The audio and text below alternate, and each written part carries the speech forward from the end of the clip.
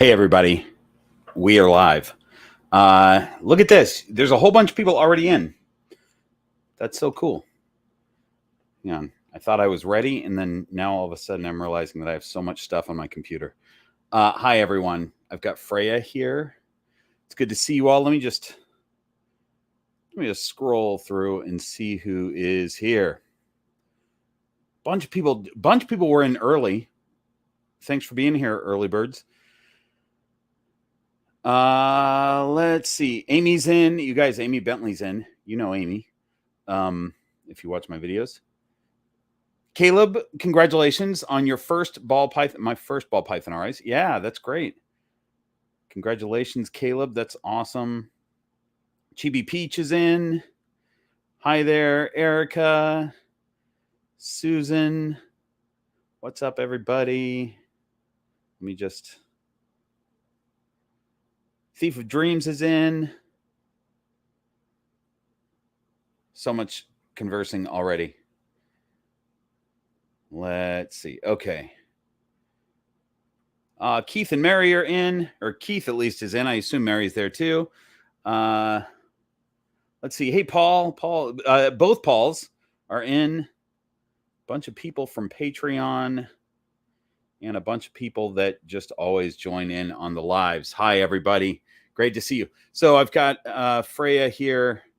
She's been out quite a bit more lately. She's gaining her weight back, and I'm bringing her outside once or twice a week so she can sort of cruise around and such like that. I think I'm probably going to give her next season off.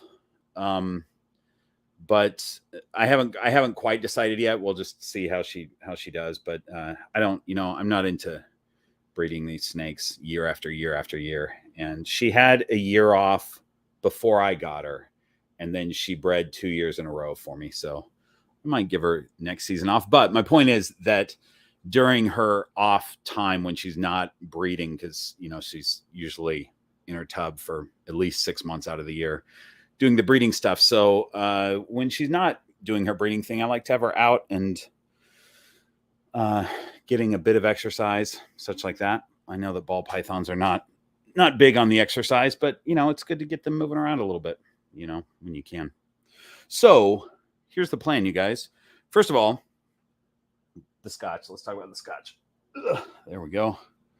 I've got the Ardbeg on O. Oh, there we go. There it is. There's the Ardbeg. This is a lovely, I always say whatever Isla Scotch I happen to have at the time, I always say it's my favorite. But the fact is I have 3 favorites: Lagavulin, Ardbeg, and Laphroaig.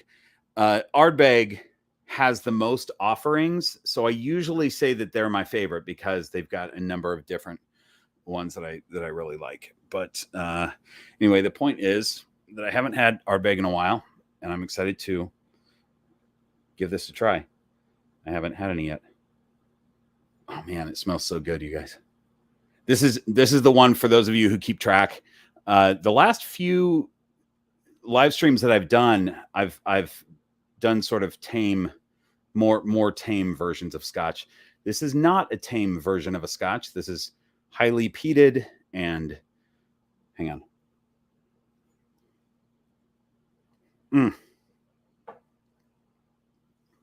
Oh, it's lovely. It's leather, and it's sea brine, and it's garden soil. It's old books from a library mixed with a touch of caramel. It's so good. Hey, what are you doing? Look at you on the tree. There's a snake that's never been on the tree before, and she probably shouldn't be on the tree, but I'll watch her, I guess. Not the safest crawling situation for her. All right, what's up? 58 people. I hope you all are hitting the like button. As you come in here, that's always nice to do because it pushes this out to more people. Hang on, before I get into a real problem with her, let me just, sorry for my back. I just want to handle this situation real quick. Hey, what are you doing? Okay, I'm gonna let her climb. And then once she's got most of her body out, then it'll be easier to pull her out of there. Wait, let's see.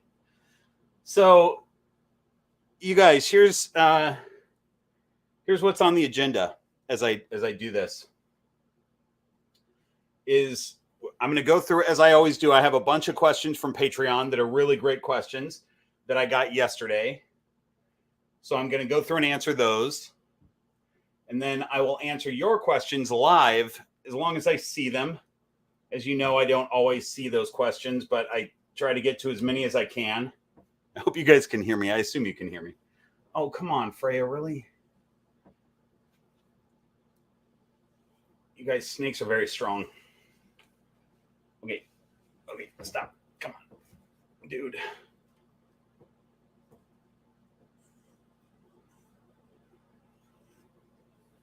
Ha! Oh, man, almost. We're almost there. She's just fighting me. Unbelievable.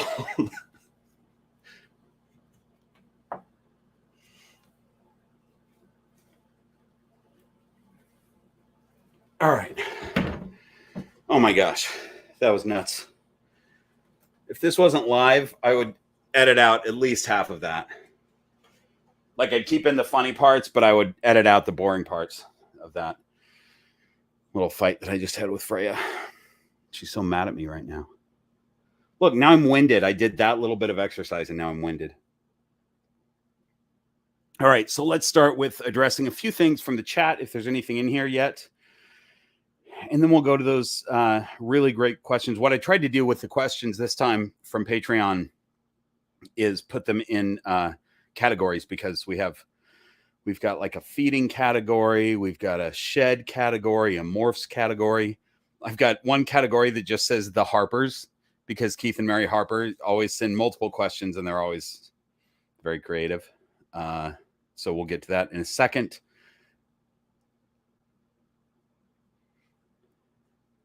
Blueberry pie with ketchup is new. Glad you're here. Hi, Dawn. Hi, Patricia. I'm just in a section here that I've probably skipped some people. Darlene at the Kersey Crew Zoo. Hi there. Okay, so we got a bunch of people. Okay, here's what looks like possibly a question from Mitch. I just bought a 4x2x2 PVC enclosure and mounted a heater, a heat emitter, but my enclosure is too tall. So you don't need the probe at the floor, because you don't have to measure exactly where you're going to measure your heat for where your snake sits is with your temperature gun. That's why temp guns are so important. Is that's where you're going to really measure what the temperature is. So you can have your probe anywhere. Where I place it is under the heat emitter on the wall on the side, about halfway up the enclosure, and then you're going to set your thermostat to whatever it needs to be to get the bottom where your snake sits to be 90 or whatever temperature you want it to be at.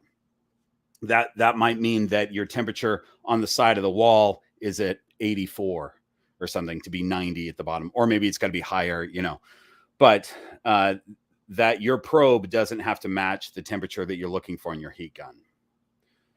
I hope that's understandable.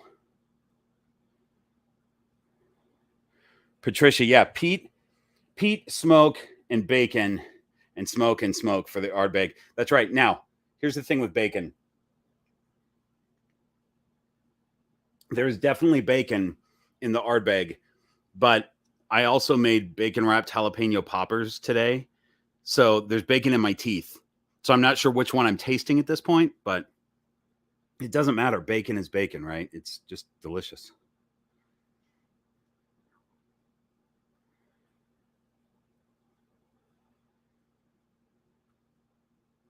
Suzanne, congrats on your new snake.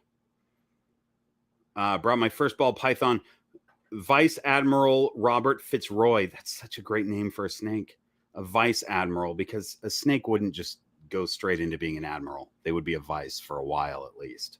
So makes a lot of sense. That's great. Congrats on that.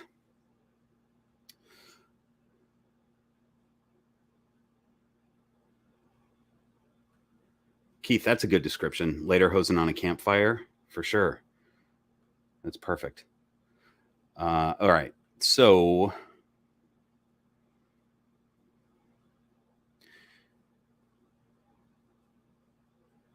hang on, I'm just going to scroll down here. So as you guys know, I'm just going to mention it every time. I'm going to skip a lot of comments, and it's not because I read them and didn't deem them worthy of mentioning. It's just that I can't get through all these because a lot of you are talking amongst yourselves. So when I see that, I'm just like scroll. They're talking amongst themselves. I go through afterwards and I read all the comments. I read everything that you guys are talking about. It's fun to do the next day. But I'm going to end up skipping a lot of your questions. Here's the other thing that I noticed in the last live from last month is that people were asking questions and then waiting for me to answer it. And if I didn't answer, they would just ask the question over and over, which you can do. But I also would encourage you to keep an eye on the chat because there's a lot of experienced keepers in the chat that will answer your question. And so a lot of times I don't answer a question live because I know that it's going to be handled in the chat. So I think there was a couple people last time that were like typing their question and then only watching the video and not seeing the chat that they were being answered a bunch of times. Hang on, I'm getting choked out here. You guys can't see what's happening behind my beard, but I've got a really strong snake choking me out. Okay, well, at least she has a better grip on things now.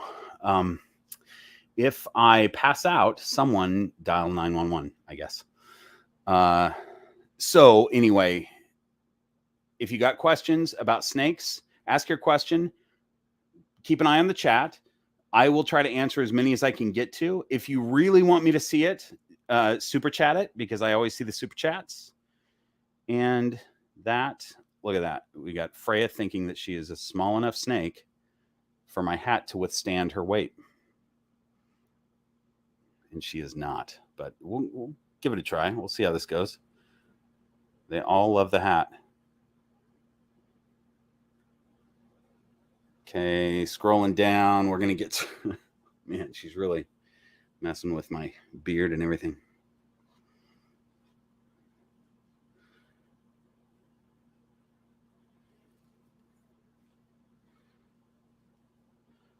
Alan, congratulations on your new snake. Lessers are great, and I have a friend that might be in the chat right now who has, I think, a lesser female. She's, I don't know, maybe you're an adult. If you're in the chat. You know who else might be here is Keegan, and Keegan goes by the name of Misnomer on here. She was supposed to be in here, so she might be watching right now. She might be commenting, and I just haven't seen it yet.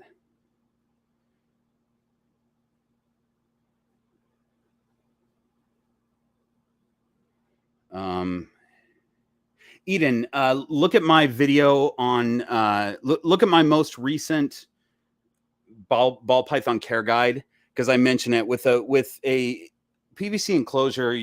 For the most part, I mean, some people do heat mats successfully, but for the most part, you want to do overhead heating for a PVC. It works great. And heat mats oftentimes won't heat all the way through the thickness of the PVC, depending on what kind you have.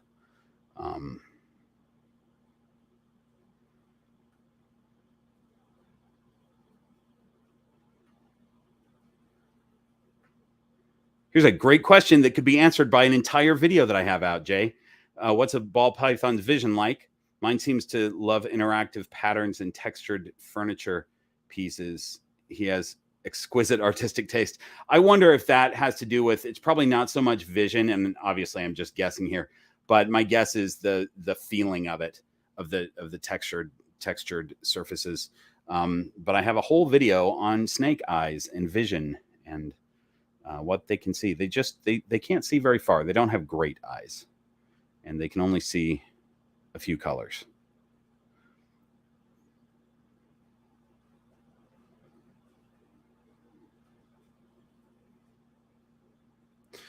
Colin, I'm going to talk about shedding with a couple of the Patreon questions, but got your ball python in July.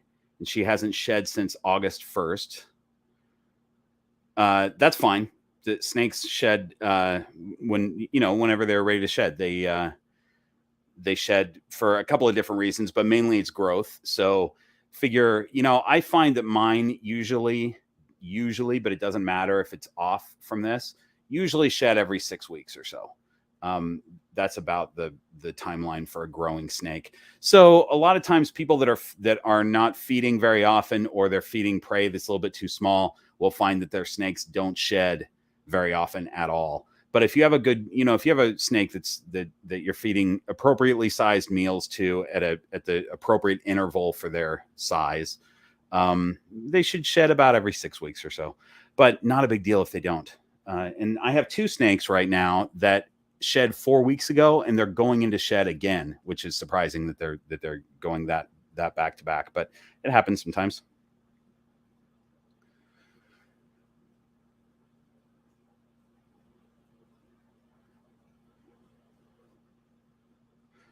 This is another one that I'm going to answer from Patreon. There was a question kind of similar to this. I have a question about ball pythons. Is it better to get a male or female? Pros and cons. It doesn't really matter. Males tend to be smaller, but that also depends on how much you feed them. There's massive males and there's very small females. So personality wise, it really doesn't matter. They're basically the same. The only way that you can tell the difference is to have them sexed, to either pop or probe them. You can't visually tell, and you can't tell by their personality, really, if they're male or female.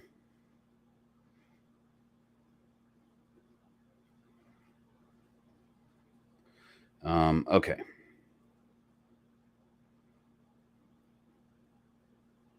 So I'm going to put Freya. You know what I'm going to do? I'm going to give her an option. Hang on 1 second. Let me just.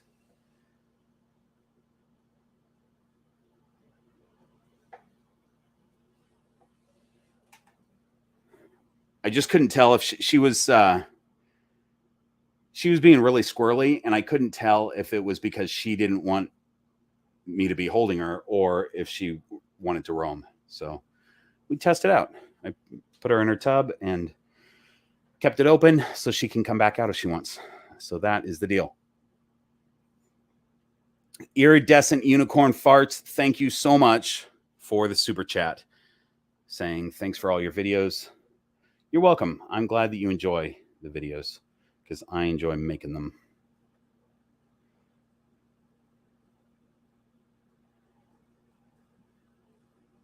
Yeah, Zach has a male that is 3,400 grams. That is a big male. I mean, that's a big female too.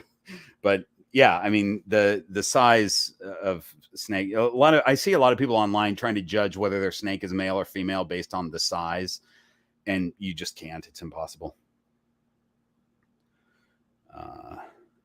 Okay, let's get to this. I'm gonna start from the back this time, you guys. Okay, Wendy asks a few things. Do you think reptiles can feel soft and plush things as different? Do they lay on soft things? Do they like to lay on soft things? I do think that they can feel it differently. I don't know if they prefer specifically something different. I do know that I've had a couple snakes that when introduced to a really soft pillow or something will not like it. They'll kind of arch and take their body off of it, which is weird until they get used to it, and then it's fine. So I think maybe they like rough surfaces a little bit better. So that's that one. What lizards did you have? This would be a question from probably another live stream where he talked about having other reptiles in the past. What lizards did you have, and what types of lizards or other reptiles would you have if things changed and you started keeping them? So I've had iguanas and chameleons and beardies. I've had skinks in the past. Had a tortoise once when I was in high school, Russian tortoise. And I would say that right now, my dream lizards, if I were to have lizards, would be Bell's phase lace monitor, rhino iguana. Those are my top two. But then I'll add a third, which would be a Mexican beaded lizard. And a Gila monster would be cool too, but I saw a Mexican beaded lizard at a show last year, and man, it was really cool. I'm losing Freya. Hang on. I gotta save her. You can't go into the rack, young lady. Cannot do that. I'm sorry.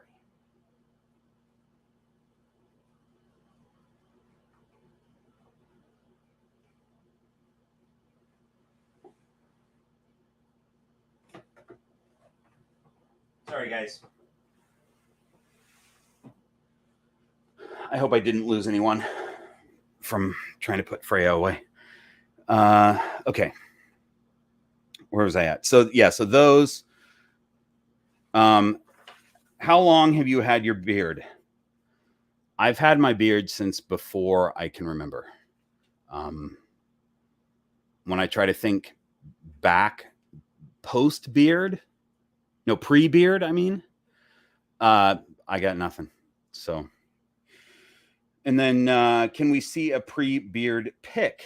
You can. I do have a pre-beard pic that you can see, and it's this. Now that is before, obviously before I grew my beard, and it's not a recent photo. It's not recent, and I think probably right after that photo was snapped, I started growing my beard. So that's what I look like back then. Now, it's impossible really to know what I would look like if I didn't have my beard now. So what I did is I used one of those AI computer generator things to sort of composite what I would look like right now, my face as is, if I were to shave my beard. And that is what the computer came up with. I don't know why it went shirtless. I didn't specify that. But when you're dealing with AI, they just do their thing. So that is apparently exactly what I would look like if I didn't have the beard. So there we go. Thanks for that question, Wendy.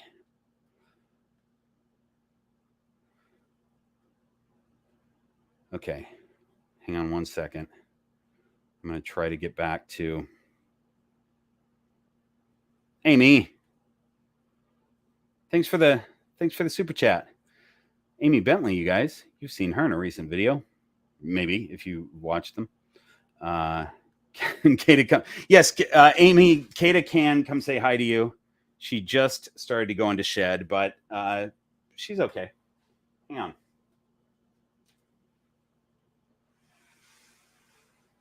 Oops. That's not Kata.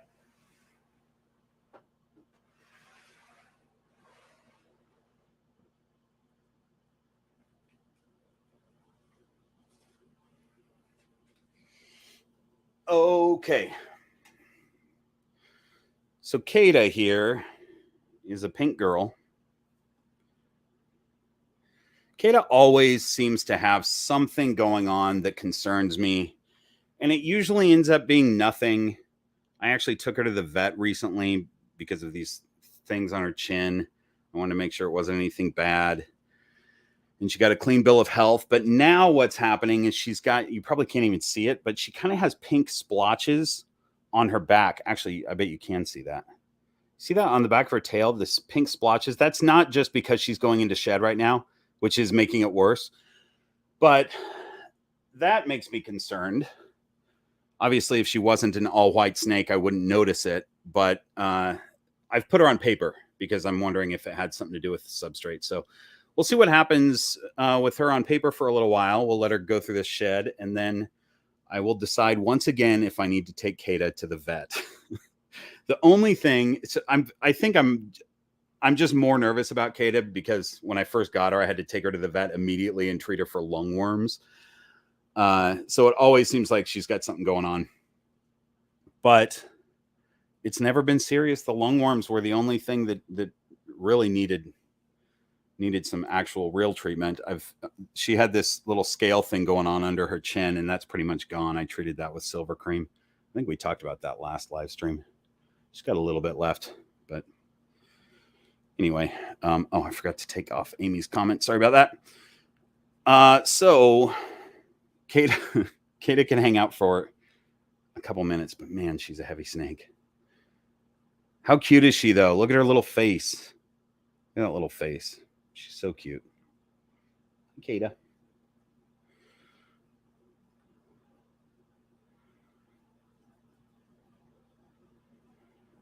Okay. Let me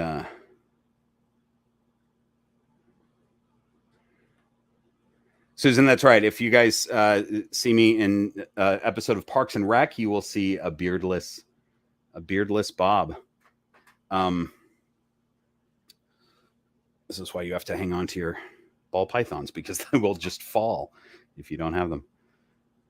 That one, I usually am scruffy, at least in stuff that you could potentially see me in.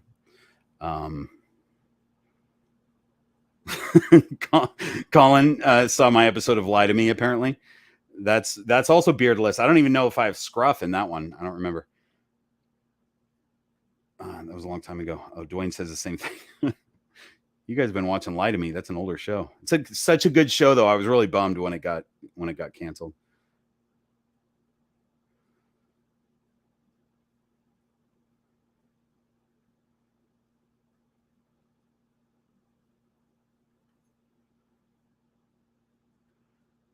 Patricia, there's an episode of Parks and Rec called, I don't know, 94 meetings, some number of meetings, and I seem to think it's 94, where April has mistakenly scheduled Ron for all of his meetings on a date that she thought didn't exist, but as it turns out, it does exist, and I'm one of the meetings.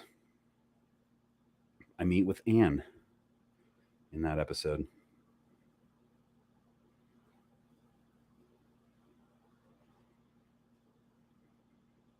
Skeptic Knowledge, this is a good question to lead into a little story that I have about me being irresponsible with snakes lately. Skeptic Knowledge is saying, Bob, have you ever slept with a snake lying beside you? My royal ball stayed beside me all night under the covers. Was that an accident? I'm curious to know if that was an accident or on purpose. I have never done that. I'm going to put Kata back, you guys. Well, maybe I won't. Maybe I'll. I've never done that, but I think I mentioned last live stream that I accidentally left Lucille out and came home to her having crawled all around and like knocked stuff off the top of my, like she had been all over the place. There was a trail of her destruction everywhere. But she was just right in the middle of the floor when I walked in the door. So then, and time that was here to, so that happened. And then last week I opened Tiger Lily's tub because her humidity was a little high. And I thought, oh, let me just let it air out. She's stuck in a whiskey sleeve. She's just going to sleep there forever. No big deal. And I just left it open for about an hour or so, but I was sitting right there I was sitting on my couch, normally with my view of the tub, except my computer was open, blocking the view of the tub. So like an hour or two later, I don't know how long it was. I have no idea. I just see Tiger Lily come out from under the freezer where I keep the frozen rats. She had been under there for a while and she came back out and I went, oh yeah, her tub was open. She's not supposed to be out. So I had never done that before. That was just a week or so ago. And then last night, some of you may have seen my post. Oh, you are not going to climb on this tree. No way. You're way too big to try to wrangle off of there. This girl is so strong, you guys. Like, she's overweight. There's a lot of extra fat on her that she should not have, but she also has massive muscles. Amy can attest to that. She held her a lot. Hold on a second. I'm gonna finish this story about what happened last night because it's crazy. Hold on a second. All right, babes, go have a shed. You go have a shed, hey, girl.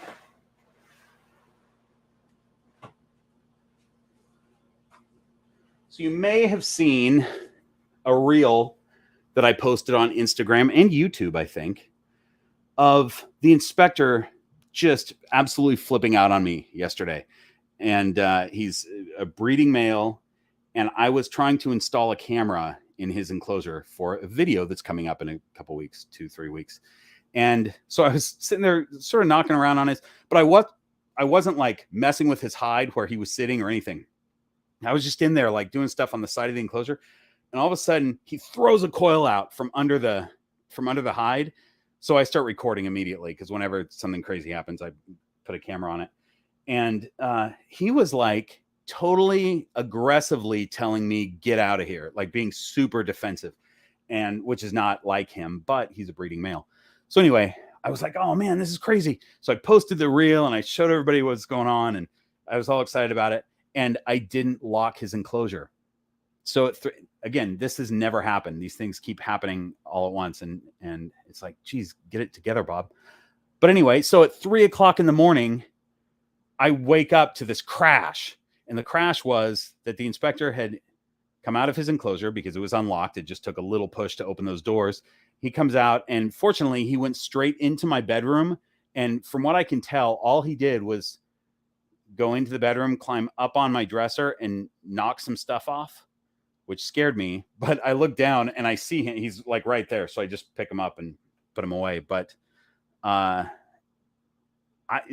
a lot more conscientious than that usually. But fortunately, my place is snake proofed pretty much. So if a snake gets out, you know, it's not a problem. Like, I'll find them eventually, but they're probably not going to get themselves into too much trouble.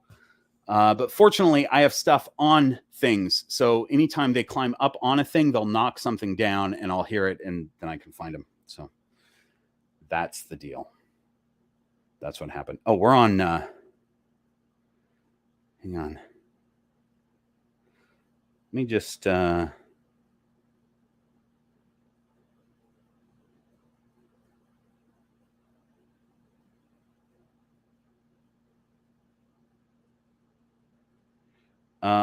Let's see. Darlene, this is Keegan that you want to talk to about that. That's the one you're talking about. I'm guessing that Keegan, because Keegan is on here somewhere. I think maybe she's not in right now, but she told me she was going to be.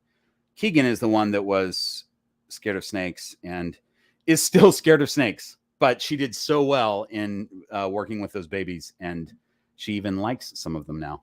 So that's cool.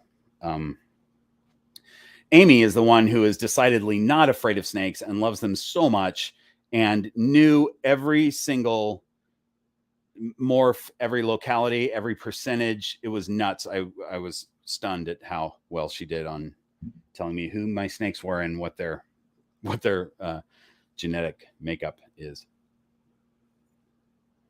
All right, we're on to our next comment. So I have two Pauls here. I got Paul Sybil and Paul Duran. Paul Sybil says, can you discuss the pros and cons differences between chlorhexidine and F10? They are both veterinary grade disinfectants, and they both work well. I have heard, though I've not been able to verify, I've tried and have not been able to verify, that chlorhexidine has a very limited shelf life once you mix it up. I don't know if that's true at all. I wanted to call the company. I don't remember what stopped me, but if anybody knows, put it in the comments. So for that reason, I started using F10, but I have both and I use both. Chlorhexidine is cheaper right now in the US, so I would just go with that. Again, I haven't been able to verify that its shelf life is only a couple weeks. I think that's what I had heard from a few different sources, that it's only a couple weeks after you mix it up or something, but nothing official on that. So there's that one. So that was from Paul. So Paul Duran says he wants me to know. He wants to know from me, if I were going to get a colubrid. How do you guys pronounce it? If I were going to get a colubrid, what species would I pick, and why would it be an old world rat snake? That's a good guess, Paul, because old world rat snakes are fantastic. All those are rat snakes from Asia and Africa, for those wondering. And man, Asian blue beauty or just any Chinese beauty snake are amazing, super cool. However, I would say that if I had to pick one somebody said, hey, I'm going to give you a colubrid snake. I would correct them and say it's colubrid, but okay, give me one. But I give my choice. I might go with an indigo snake, an eastern indigo, because their size and their intelligence, and they just seem like the king cobra of the Americas. So that, and then also, I feel like Clint and Emily have really sold me on false water cobras. So I feel like that would be a really cool snake to have too. But man, those blue beauties, those I think those would be fun to breed actually, and just see what you can get. Those are cool. Good question. Okay, Natalie says, I'd like to eventually grow my pet-only ball python collection to around 4 or 6. Would keeping a combination of males and this was the other male and female. Keeping a combination of males and females cause undue stress or breeding behavior in either sex. For example, if males can smell nearby females and vice versa, would it make them more likely to go off food, build follicles, etc.? Is it a better idea to just keep one sex? Thanks so much. I don't know. Because it's so hard to tell. I mean, yes, I think they can smell each other. Does the scent itself cause the female to build follicles? I mean, they're going to grow follicles anyway. You know, putting a male and a female together so they can breed will kick off the female growing follicles. So we know that's a thing. Males a lot of times will compete. So if you have a group of males, you just would want, like, I never have 2 adult or sexually mature males out roaming around at the same time. I don't ever put them together, but I will have a bunch of females out at the same time. The worst thing that's going to happen is maybe 1 or 2 of my females will start marking the territory, which is super annoying, but that's easy to clean up. So yeah, I mean, I don't know. I don't think it makes a big difference is my answer. I think you should get the snakes that you want to get. And there are tons of pet keepers who keep all kinds of different snakes all in the same room, and they all do fine. So I don't have any horror stories from people who had a problem with that. It's the easiest way I can answer that question. Okay, Patty says, my pastel pied subadult, Lieutenant Dan, that's a great name, pees voluminously. Voluminous. Is that the word? Is that how it's pronounced? Anyway, pees a lot and forcefully on me when handled. Is this intentional? Is he truly filling the tank and holding it for days waiting to unload on me? The smug look on his face would say as much. Please explain. Yeah. Oh, they're so smug. They're so smug when they do that. Here's the deal. Somebody asked this in a Facebook group or something that I saw recently as well.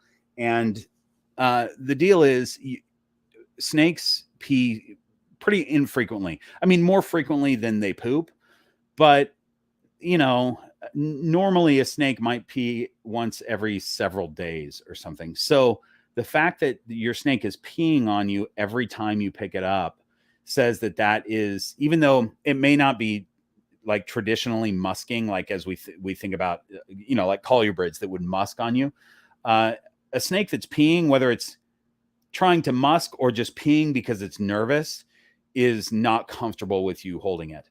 That doesn't mean that if your snake accidentally pees on you once, that's the case. But if you're saying that it's doing it over and over, that's a sign that it's not comfortable being handled. And so I would start using some of the techniques to get the snake more comfortable with you that don't involve handling at first. So just sitting there, hanging out with them without the contact so they can get more comfortable. It seems like they're getting so nervous that they're just evacuating their bowels, basically, or they're evacuating their urates. That's what I think anyway. Okay, so Amy Bentley, who's here in the... Oh, Clint's here, you guys. I'm glad you made it, Clint. I forgot to tag you in the... I always mean to tag Black Box Cages because I always love when Clint is in here because he can answer all those enclosure questions that people have. So I'm glad you made it, even though I forgot to tag you. Sorry about that. What was I saying? Oh, Amy's got a question here. This is from Amy on my clipboard. versus Amy, who's in the chat right now. Oh, Amy says, we want clutch updates. Show us those tiny little stunners. Also, maybe breeding season updates. Can Weekend Bob come to a live stream, or does he only exist on the weekend? Oh, that's a Patreon only thing, because I made a little video yesterday saying, you guys, I need your questions. I forgot to tell you guys a few days ago that I need your questions for tomorrow's live stream. And then I corrected it that I didn't forget, but sort of past Bob forgot, or a character that you may not be familiar with, Weekend Bob, forgot. So that is a character that has not made an appearance yet on videos, but maybe will, you know. And yes, he does only exist on the weekend, so he is non-existent right now. But obviously, super forgetful and irresponsible, Weekend Bob. Okay, so as we go through, let's just, you know what, we're one page down. Let's get back to this whiskey and back to the live comments, and then we'll jump into another page. Oh wow, I have missed Ardbeg. Oh, you know what I might do? You guys, when Amy was here, she brought me a bottle of Lagavulin, and Ardbeg and Lagavulin are great to compare, so I might do that in a minute. But that's not nearly as important as trying to get to some of your questions live. Let's see if I can find some. I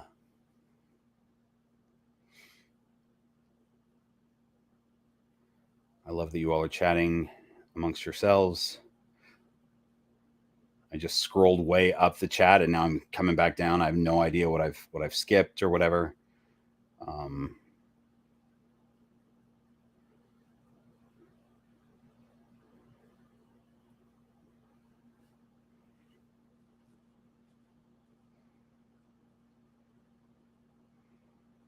Okay.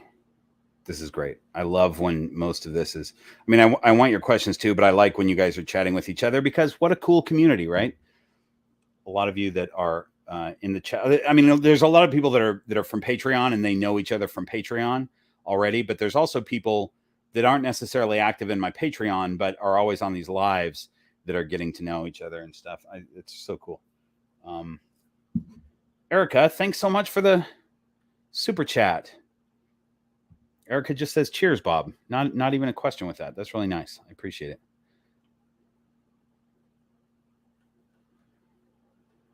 Okay. All right. So let's get back to this. You know what? Now we'll go from the top.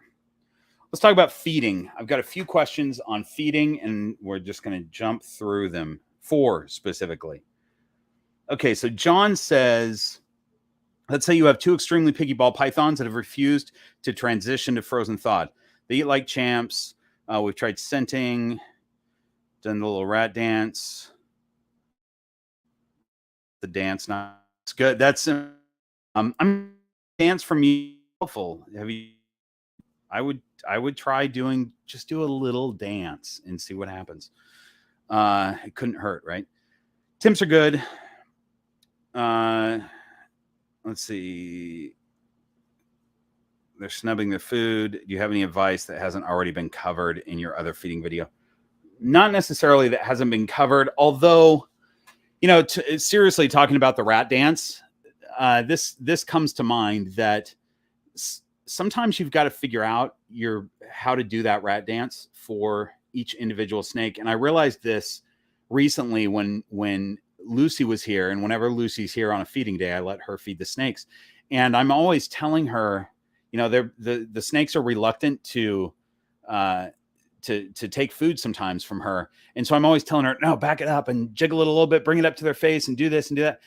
And I realized that I don't think about it much, but I know every single one of my snakes has a kind of a specific way that they like to take food. And I just know what that is without consciously thinking about it. But when Lucy's there, I consciously tell her, oh, this is how you do it with this snake.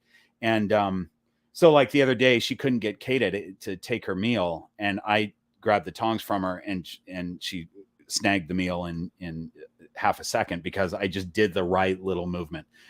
So experimenting with those movements is helpful. And then the other thing, you know, if they're just not eating, try to change up their enclosure. Do some change their bedding.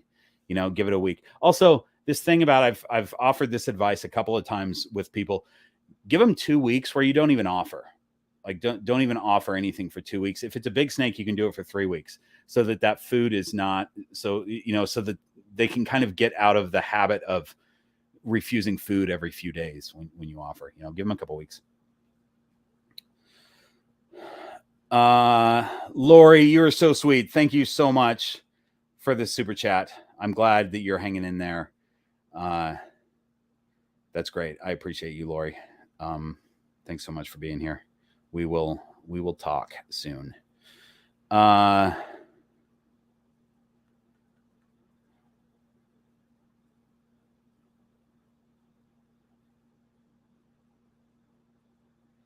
Let's see. Okay, so I've got there's some people talking about that they have snakes that aren't eating too. So let me go through these, and maybe I can answer some of your questions as I go through these ones. So Smiley P Snake says, learned that a couple of my adult girls take their sweet time eating. One doesn't even strike. She likes contactless delivery. Yeah, I've got a couple that do that too. I have a young hatchling that's been 4 weeks. Oh, so if we're moving off of that one, that's okay. This is another thing that people have asked recently is, how do I get my snake to strike? They just take food off of a plate and they won't strike. That's okay. Your snake doesn't need to strike. If they are eating off a plate and that's how they prefer to eat, you just leave it in there for them and they'll get it when they get it. That's great. It's rare for ball pythons, but I have at least 2 snakes that will do that, kind of dependent on the time of year. Damara, for example, right now she's building follicles and she's in big time food mode. So she's striking hard at everything. But through the rest of the year, she just wants it on a plate and she'll eat it sometime during the night. Ron, right now, I finally got him back on food after being off for a few months. And he just wants me to put the rat in his hide, just kind of stuck in the hide somewhere. And then he'll take it when he decides to eat it. So that's totally fine. If they're eating, I'm happy. So Smiley P Snake further says on a different snake, I've got a young hatchling, been 4 weeks since she showed any interest in food. She ate once or twice when I first had her. I don't handle her. Going to try a live mouse hopper in a week. Let's see. She's thin and very small. I'm worried for her to go too long without food. She's 110 grams.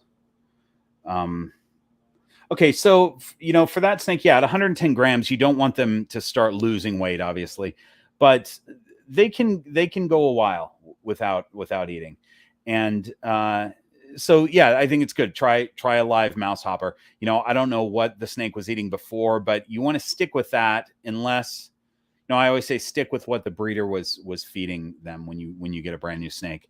But if they've all of a sudden stopped eating that type of food, then try a mouse hopper, a live mouse hopper if you can, or something like that. And then again, change up the enclosure. Change your substrate. Just anything that's kind of a significant change for them might trigger a feeding response, and you just never know. And then finally asking, how often do you feed your breeder girls heading into the season? I have one that would eat the world if I let her. Yeah, I mean, that's how most snakes should be. And that's how most ball pythons should be. They're ready to take a meal whenever because they're opportunistic feeders. And there's another question here about a hungry snake. Snakes are always hungry, meaning they always could eat unless they're off food for some reason. They should be in a place where they can always eat. They're always ready to go. They're ready to find some food because they don't know when that next meal is coming. So that's okay if they seem hungry. But to answer your question, my breeding females going into the season get fed once a week with an occasional extra meal in there.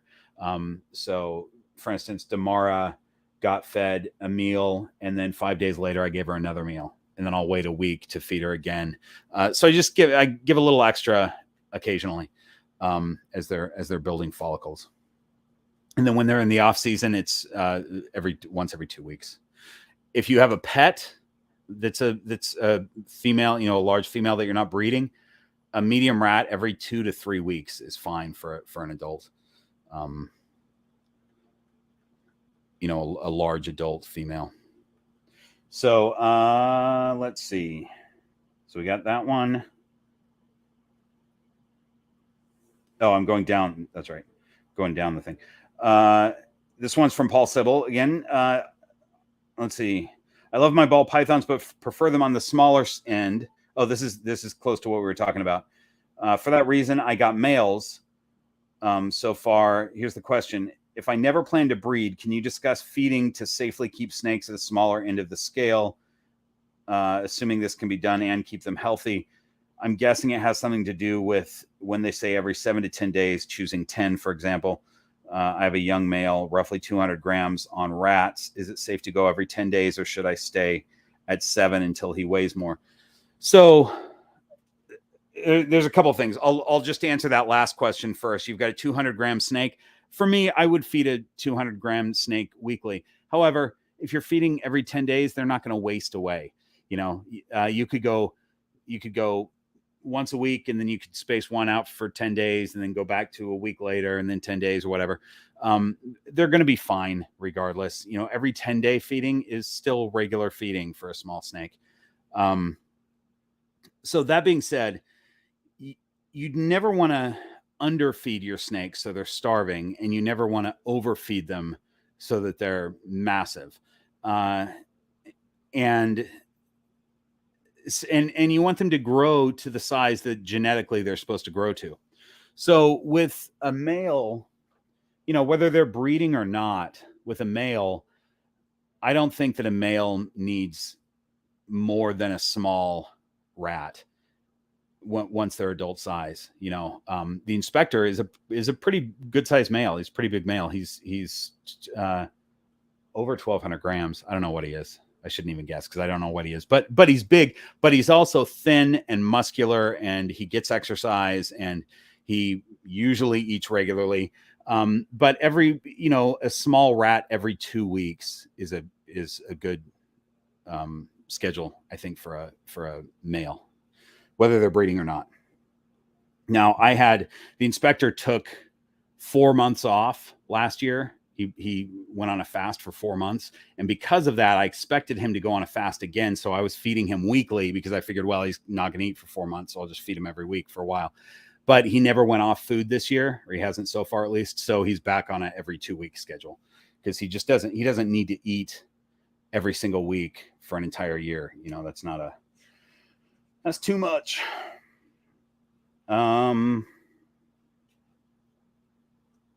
Okay, last question on feeding. I got a baby ball python, and he's been super active and wanting to come out and explore.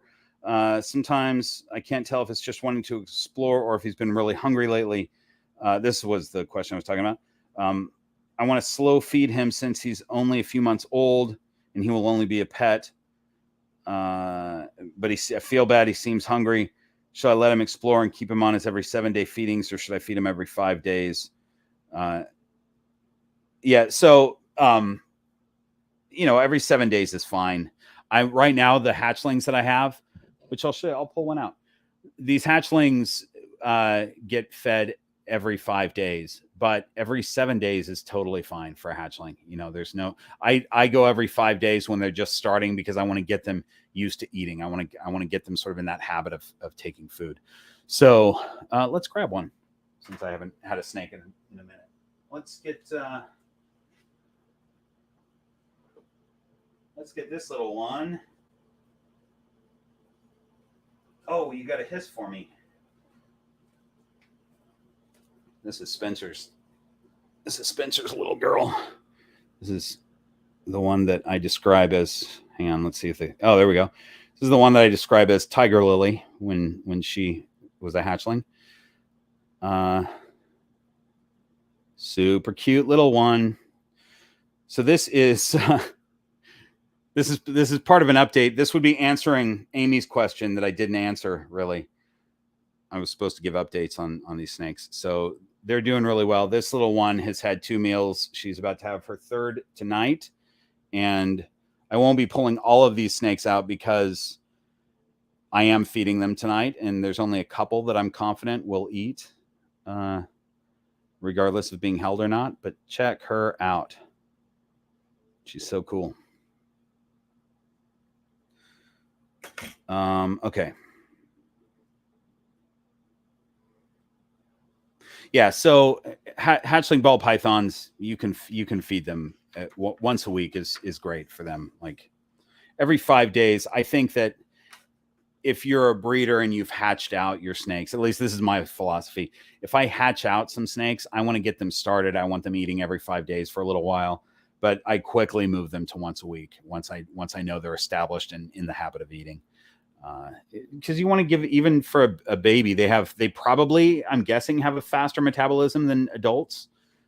But even so, you want to give their metabolism a break. For an adult ball python, it takes them 10 days to fully digest a meal. So if we're feeding them once a week, their system never gets a break from that. So that's a thing. All right, let's go back to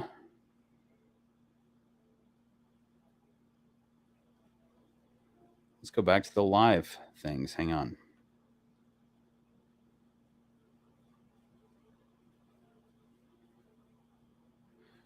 John, thanks so much for the super chat. You guys, if I miss the super chat, somebody tell me.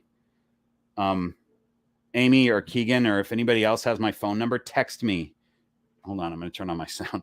Text me if I miss a super chat or something. Hang on. Oh, Keegan says she's watching with no way to comment. Keegan, put your computer on.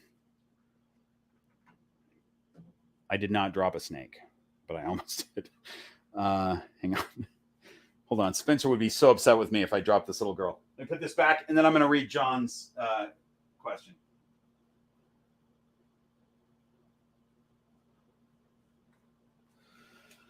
Okay. Have you ever had any issues with your rats besides opening up when your snake squeezes them? Oh, yeah, that's super gross. That's just if you heat them too fast. That tends to happen. Oh, yeah. So you're asking in the next sentence, you're asking why that would happen. Yeah, it's because you heated them up too fast. That is, you put them in hot water. What I recommend is that you thaw your rats out first, whether it's in, you can thaw them out pretty quickly in cold water over the course of, an hour or so, or you can just set them out all day. I've got a bunch of rats right now in a plastic bag that have been sat out for the last 4 hours or so. And they're thawing that way, and then I'll put them in the hot water. So if you do it that way, they won't open up. I don't know what the science is behind it, but if you just go straight from frozen to super hot water to heat them up, that's what causes them to sort of open up, as we say, which is really gross.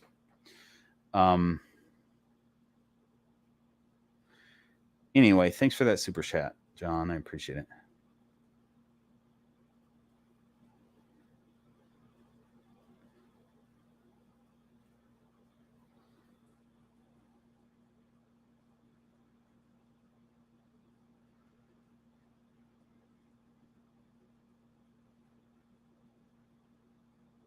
Sorry for the silence. I'm just trying to see if I'm missing anything. I love that everybody's answering everybody else. That's great.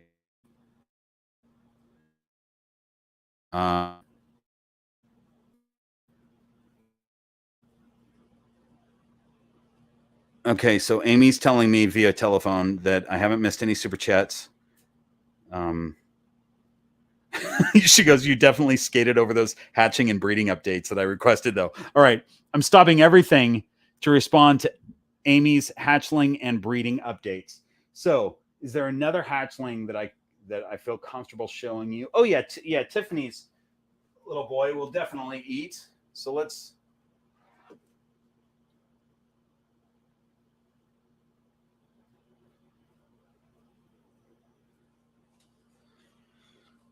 I always forget people's screen names, but I think Chibi Peach is Tiffany, if I'm right. So here's her little boy. Look at him. He's so cute. Such a cute little spot nose. And the best eater of the group. He will be taking his 4th meal tonight. Is that right? Yeah. He'll be on his 4th meal. Everybody else is on their 3rd or 1st meal. I still have 2 that haven't eaten at all. How cute is he? And he's growing. He's over 100 grams now. He started off at probably under 80 grams. He's probably like 75 grams, I'm guessing. Now he's over 100. He's doing well. Okay. So we'll put him back. I don't want to hold them too long because they're going to get some food. Breeding plans. What breeding plans can I talk about right now? I've got the inspector in with Damara. I mean, not currently, but very recently, the inspector was in with Damara, and that's going well. The inspector is being paired with Lucille, and Lucille has given me signs that she's willing to eat more. She took a medium rat for the first time, but then refused everything else thereafter. So we'll see. She is well over 2,000 grams. I'd like her to be more plump though. So I'm pairing her with the inspector in the hopes that that will kick in her eating a little bit better.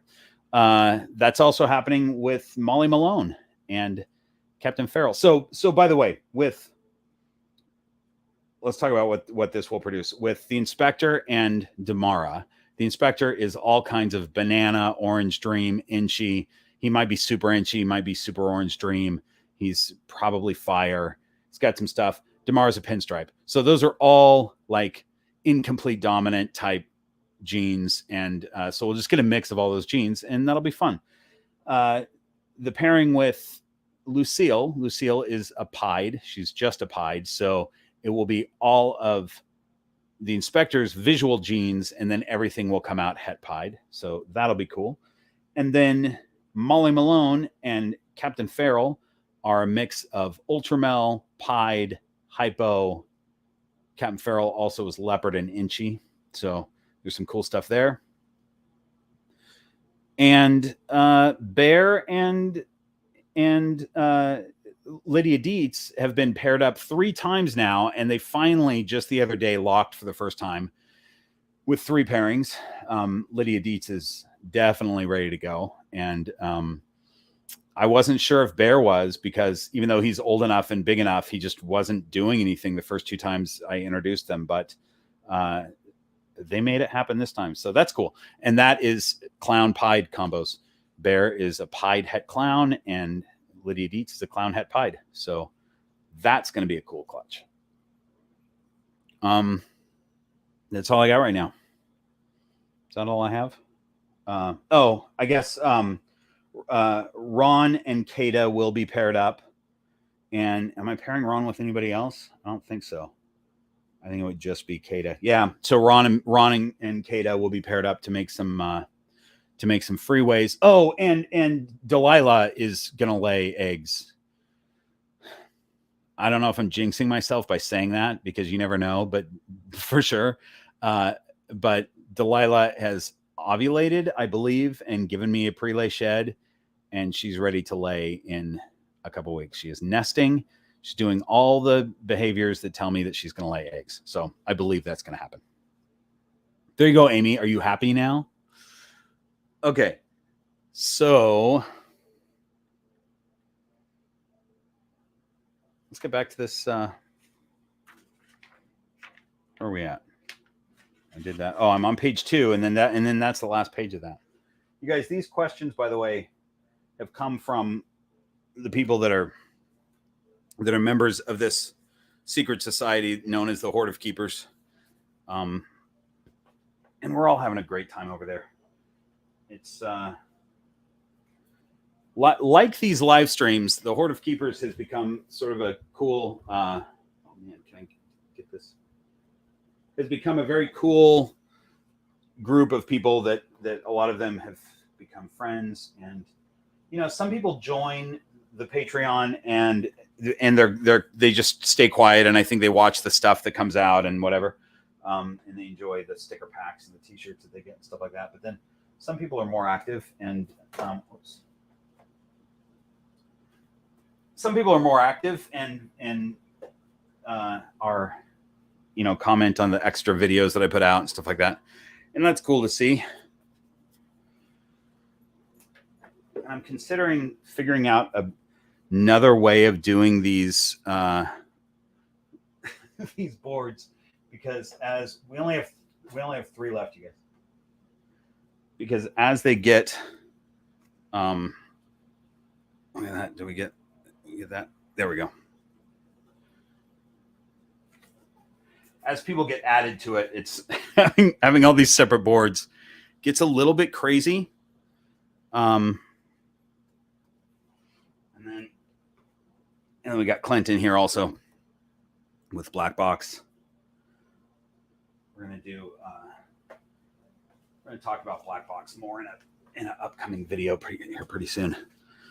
But again, Black Box Cages is a sponsor of the channel only in that they are supplying the green room with equipment, but I don't get paid. I'm not getting commission or anything like that from Black Box, which is good because they keep their margins really low. You'll find if you start pricing around that they're one of the least expensive and have really good lead times. I just really like their product. So so that's that. And there's a discount code for Black Box also, which is GRP. If you put that in the as a discount code, you get, I think, 5% off.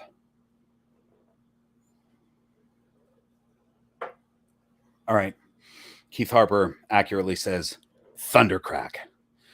That's the Horde of Keepers, you guys. The Horde of Keepers, Thundercrack. Whenever I say it, thunder happens somewhere in the world. It doesn't always happen here. I don't always hear it, but I know that if I say the Horde of Keepers, yeah, it wasn't here, but it was somewhere on Earth, maybe somewhere in Africa. Cram, Thundercrack, right? Scrolling through here really quick before. Thanks, Keith. It is an impressive list of patrons, all really cool people, and I'm really happy to. It's cool to get to know some of those people too. Like, it's nice that we can sort of interact and get to know each other. And in person sometimes. I've gotten to meet some of the Horde of Keepers in person, which is really cool. I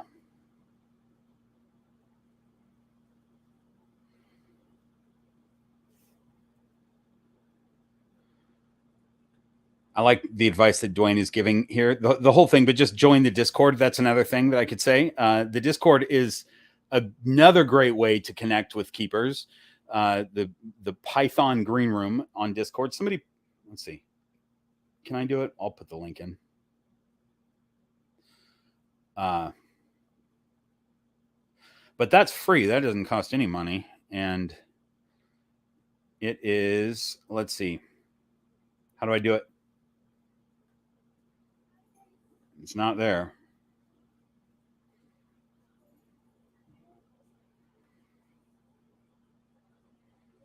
I don't know how to do it. I've done it recently. I've done a link and put it in, but I'm not going to spend a lot of time but somebody else can. I'm sure somebody knows how to get to that Discord and grab the link and put it in the chat.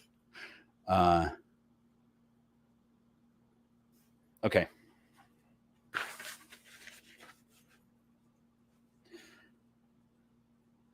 Here we go. More of these questions from Susan. Okay, so now we're into shed. We're into questions about shed. So any of you having shedding problems, this may help. I would love some tips regarding shedding.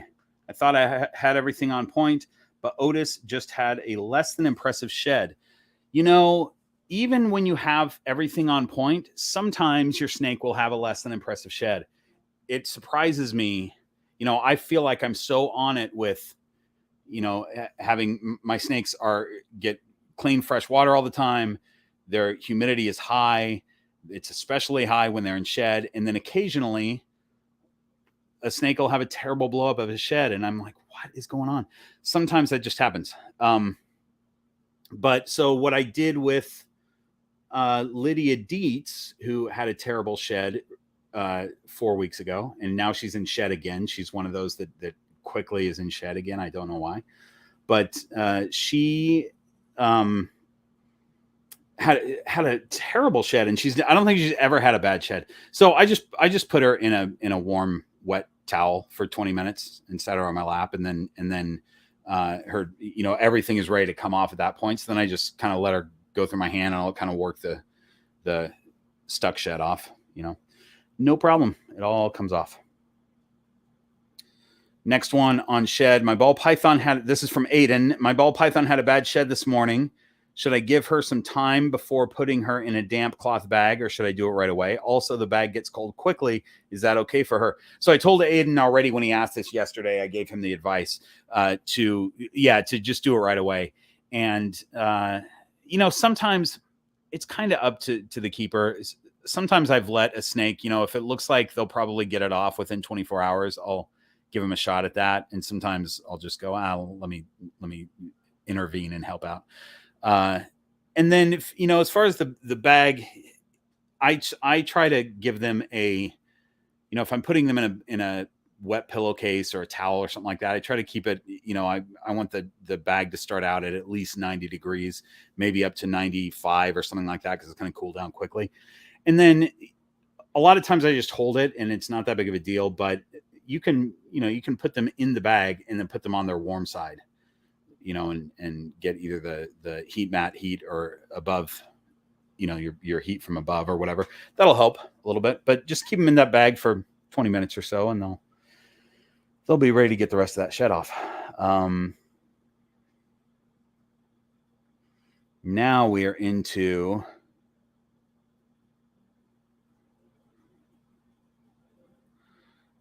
I'll answer this question if somebody hasn't already from Outbad Brutal. Does ReptiChip go bad after being broken up in its block form? No, it doesn't. I mean, maybe it does at some point, but it's just coconut husk chips. So that lasts a really long time. And I'm sure at some point it would go bad, maybe after years. I don't know. But no, it's not known for going bad. It doesn't mold. It's good stuff.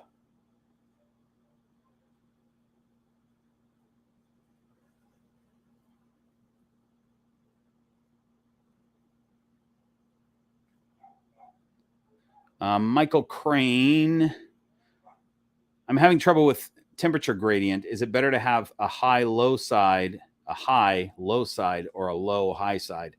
It depends on how low or how high you're talking about. Your low side can go as low as like 76 on your cold side.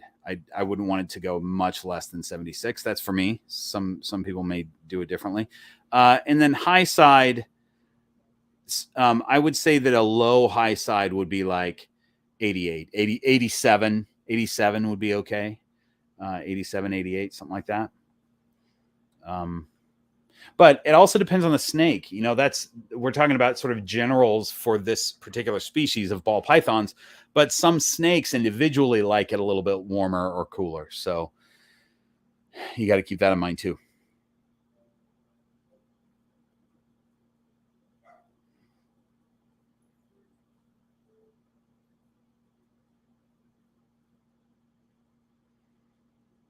Okay, let's get into this. Here's a couple of questions about morphs. I want to hear about, this is from Reptile and Amphibian World. This is Phil. I want to hear about the amount of morphs, how the most common popular ones are made, why you think there's crazy different ball pythons species of.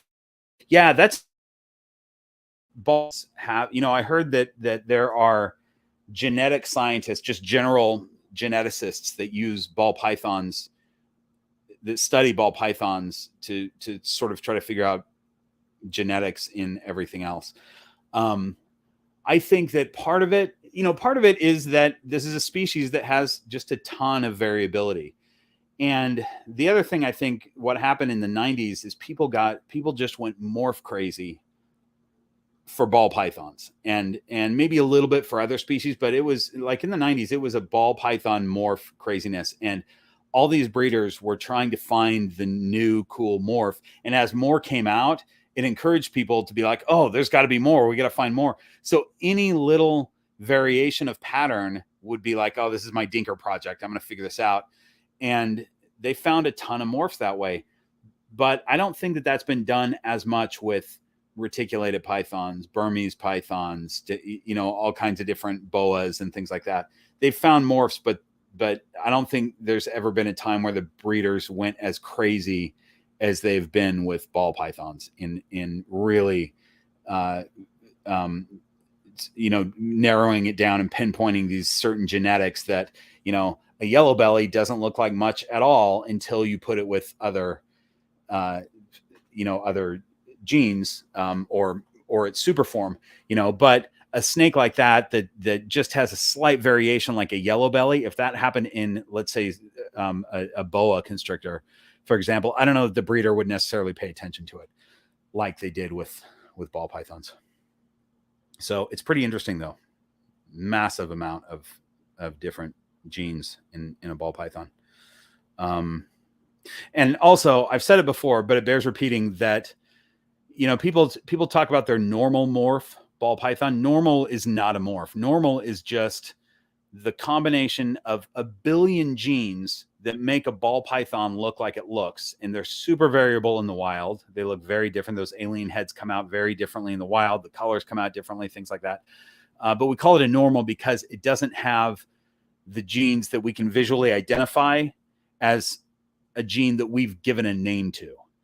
But they still have a ton of different genes that are doing all kinds of stuff to the color and pattern of that snake. They just don't have something that we can say, oh, we've identified that as this gene that we've given a name to, so there's that. Okay. Here's another one. This is from Tammy. I recently got my first ball python. Congratulations. That's awesome. I would love to know more about how to tell the different morphs apart. I have a lesser leopard het clown. How do I tell which is which? So I did some work here, you guys, to answer this question. I keep hitting my mic with my hat. Actually, speaking of, I have a hat for a reason. Let me grab a snake. Who can I grab? Do you guys have any requests of certain snakes that you'd like me to grab? Shoot a request if you want to see any particular snake, and if they're available, I'll grab them and I'll answer this question. So this is really important. You guys write this down. If you're not an expert at like looking at morphs on Morph Market, I'm going to show you how to do this, because I know a lot of people will go on Morph Market, but they're kind of going on this general thing and just looking at random snakes, but you can really narrow it down. And okay, so I'm seeing Tiger Lily, Stella. So I'm going to say the super dwarves I'm not pulling out because they've both have finally just relaxed for the night. I'm going to feed them tonight, and they've been going crazy all day, so I'm not going to pull them out, unfortunately. But we got Tiger Lily, Lucille, Dolly. Yeah, okay. Let me grab Tiger Lily really quick, and then we're gonna talk about this Morph Market thing. See if I can do this without tripping.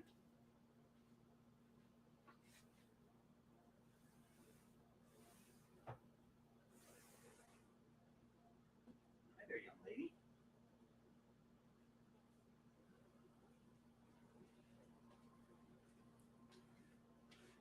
You guys, look, she still has her.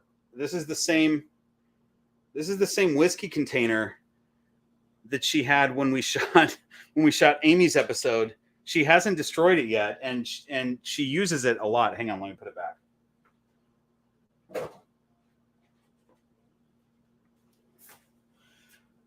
Some of my snakes are big fans of the whiskey sleeves, and some could care less.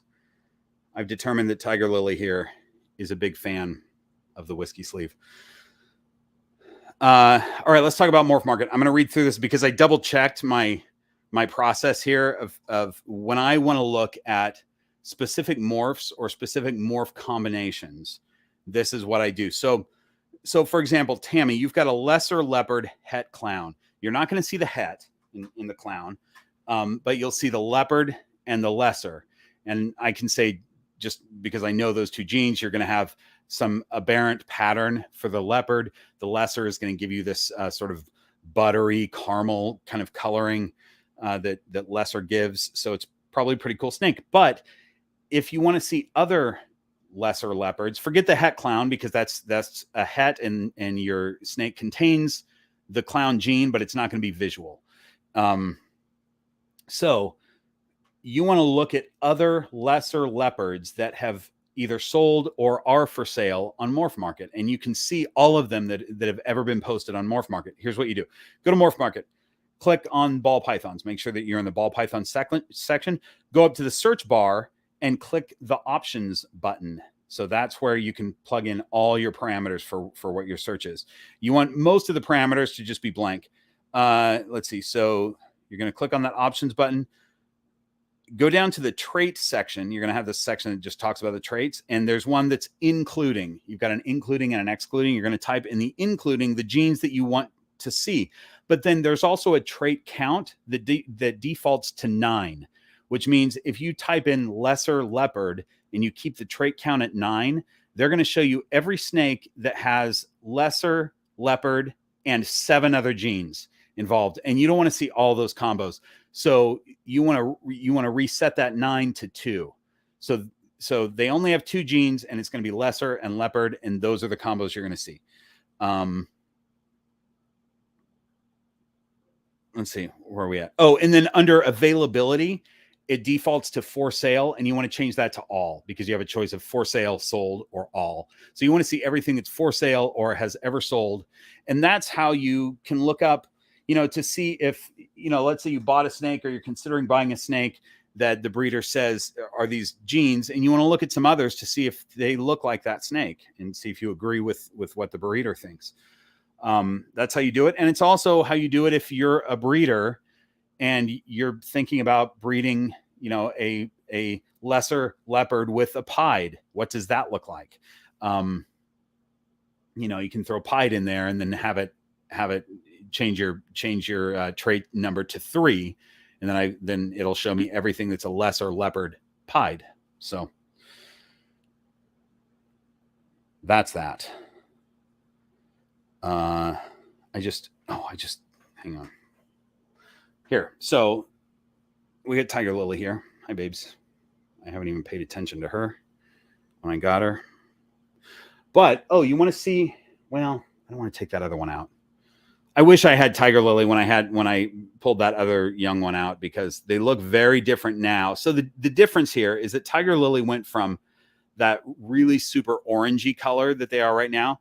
And now she's a lot more yellow than she is orange, but she's still maintained bright yellows.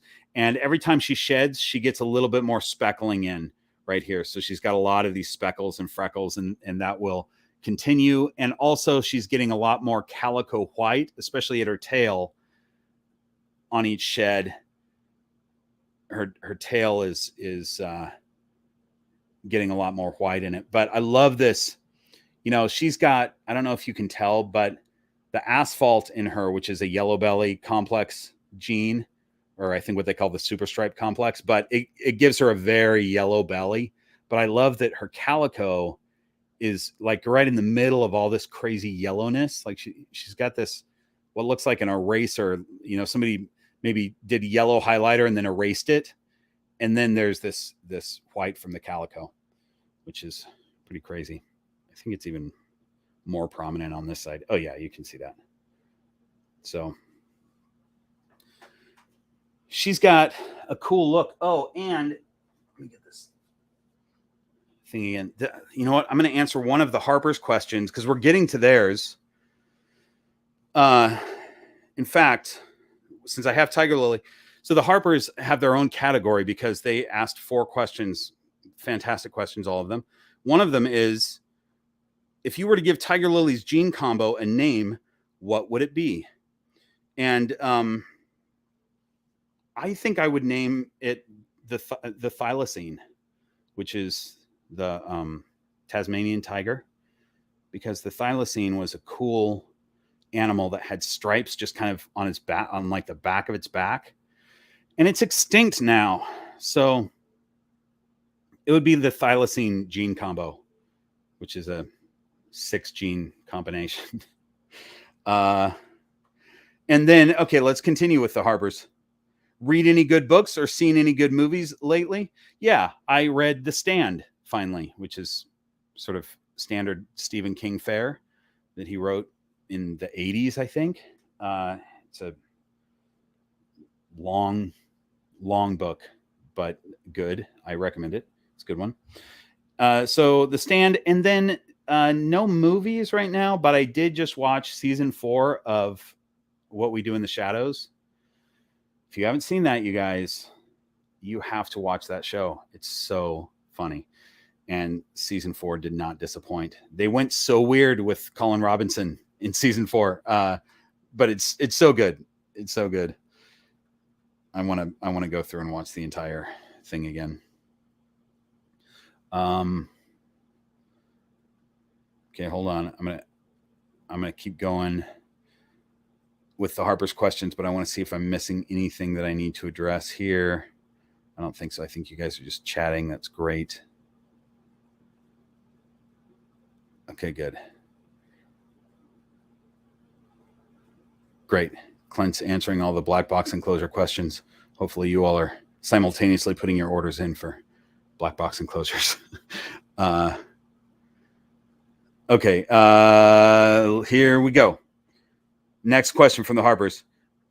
If you somehow slipped into a parallel universe where Scotch wasn't a thing, what would you choose to drink instead? Scotch is a thing. But if it weren't, White Claw, wine coolers, Zima.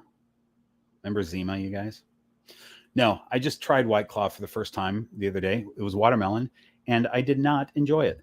I would say, for a serious answer, I like mezcal a lot. Tequila is tasty. I'm not like a big party tequila guy, but I do like to sip on tequila. It's a nice. Are you going up on my hat there, babes? Wait, move over here. She is. I can tell, but she must be on the back of it. Oh, there she is. I see her head. I'm back. I'm looking at myself backwards, so I always move the wrong way. So anyway, mezcal, if you're unfamiliar with it, is basically the Scotch of tequila. It's a very smoky tequila. My understanding is that tequila is a type of mezcal. It's all mezcal apparently, but what we call mezcal is very smoky. I'm not a connoisseur of it though. Okay, let's see if Tiger Lily can stay on my hat without. Look at that hat band. What a cool living hat band, right? Hat bands are so much cooler when they're alive.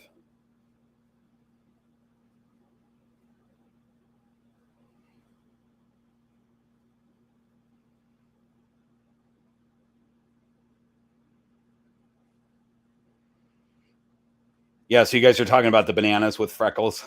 Yeah, a lot of times people get a banana ball python and they don't realize that as they grow, they get more and more freckles. And those are not mites. Although, who knows? You could have a banana ball python with mites also. But freckles are very common with those snakes. I'm going to keep one hand on Tiger Lily here as she explores my hat. Where are we at? Okay. You guys, I think we're almost done with the Patreon questions. And then it's just a free-for-all. Look at that. We're an hour and 28 minutes into this. We got 79 people in right now. I hope you guys have hit the like button. We had 90 at some point. I must have gotten boring. Sorry if I got boring. Let's see.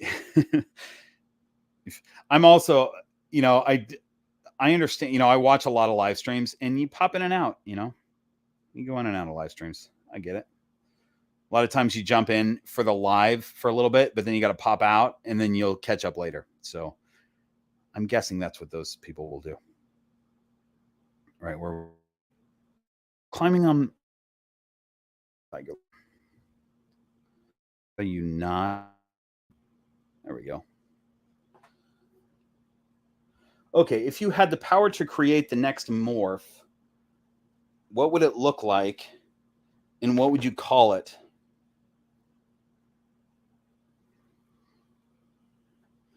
I mean, it would be a bright blue snake. I have a thing for bright blue snakes. There's a viper. I don't think that I would ever have a venomous snake. However, there is a viper. I can't remember what it is. That's usually green. Somebody put in the comments what it is because it's fairly commonly known. It's usually green, but it also comes in bright blue, and I almost would get that. So it would be a bright blue ball python with white eyes, so it looks like a superhero.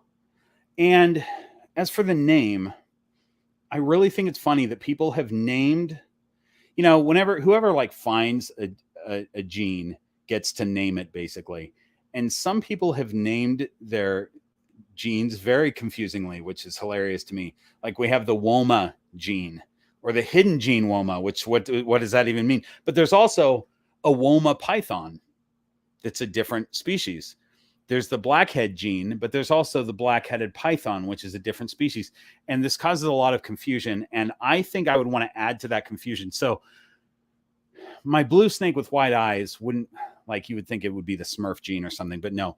I would call it like something as confusing as possible. I'd call it the super boa constrictor gene. Like the single gene form is called super boa constrictor. So that people have to explain, first of all, that it's not a boa constrictor, it's actually a python, and that it's not the homozygous form of the gene, because the heterozygous form is called super. The homozygous is the double soups boa constrictor. The double soups BCI, that's what it's called when it's in its homozygous form. All right. Is that the last question? Did I end on that ridiculous? That is the last question from Patreon. Thank you to the Horde of Keepers for those questions. I'm putting that away, and now it's just us. We're done with any. I don't think I had anything else on the agenda. Okay. So there was also a call for, I think, Lucille. Somebody wanted to see Lucille. So let's see how Tiger Lily does on my hat one more time, and then I'll put her back, and we'll take a look at Lucille.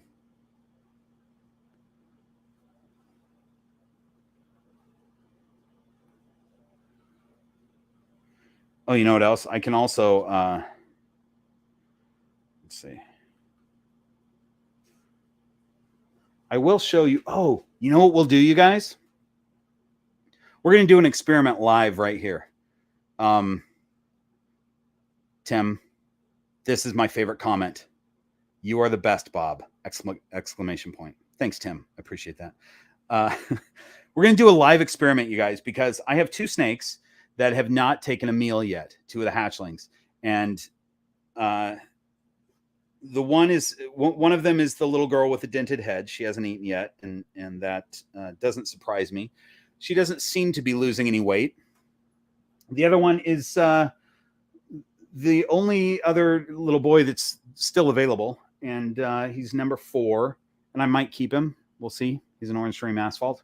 But you know what I'd like to do is weigh him. Can I do it somewhere where you guys can see? Probably not. But I want to weigh him, and we'll see. It's been a month, basically. Let's do this really quick. So let's get the right information. So I'm pulling up my Husbandry Pro to see what he hatched at, and then we'll see basically a month later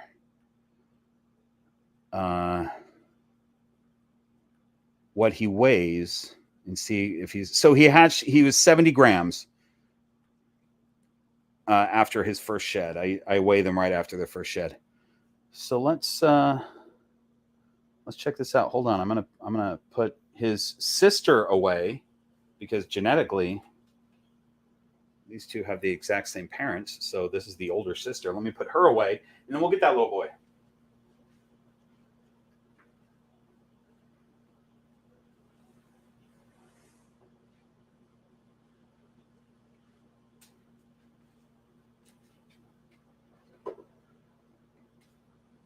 All right, so I'm grabbing number 4 right now.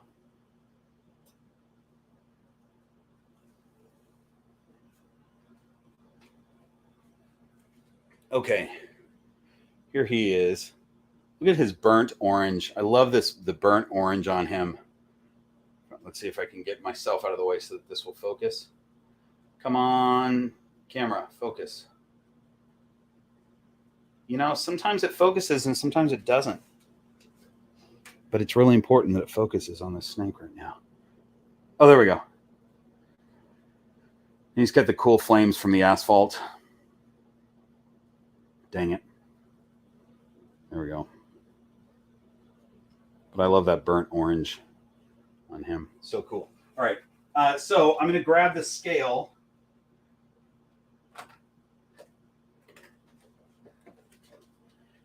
And you're going to have to take my word for it.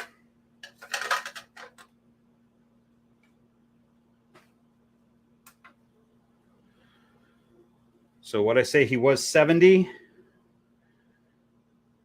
He is currently 65. So he's lost a little bit of weight. He's lost 5 grams.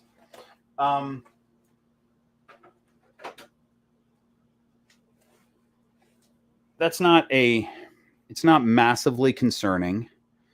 However, I won't go like another 2 weeks without assist feeding him, or the other one that hasn't eaten. Probably my guess is if they don't take I'm going to try today, and then I'll try in 5 days. Actually, that's not true for them. For those two, I'm going to try feeding frozen thawed today. If they don't take, then I will wait 2 days and I'll get them live hoppers. I've already offered them live hoppers before, and they didn't take. Their second offering was live hoppers. And then since then, I've been offering frozen thawed hoppers. So the plan for this little boy and the girl is that I will offer tonight. And if they take their meal, great. I don't expect them to, though. And then in 2 days, I'll offer them live hoppers. And if they don't take that, then the next feeding will be assist fed, I think. I think that's what my plan is. So let me put him back.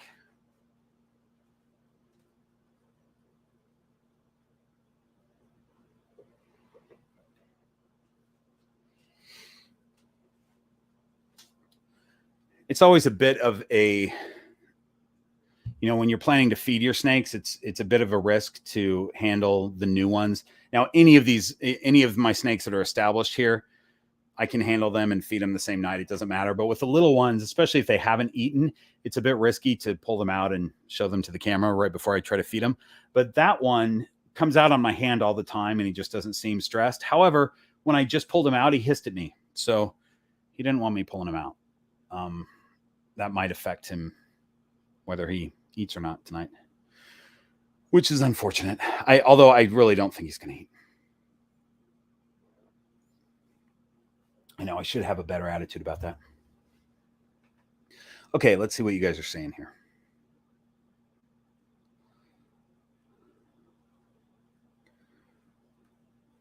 Thanks, Natty's Garden.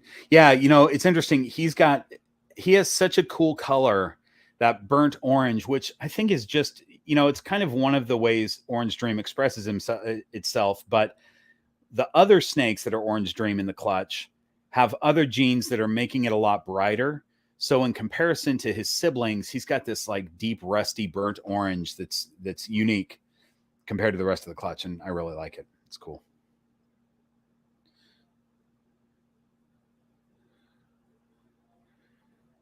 Oh, Clint, thanks for being here. You've probably already left, but appreciate you being in and answering all those enclosure questions.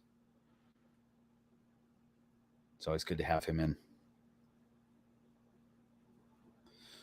Hang on, I'm just trying to catch up, you guys.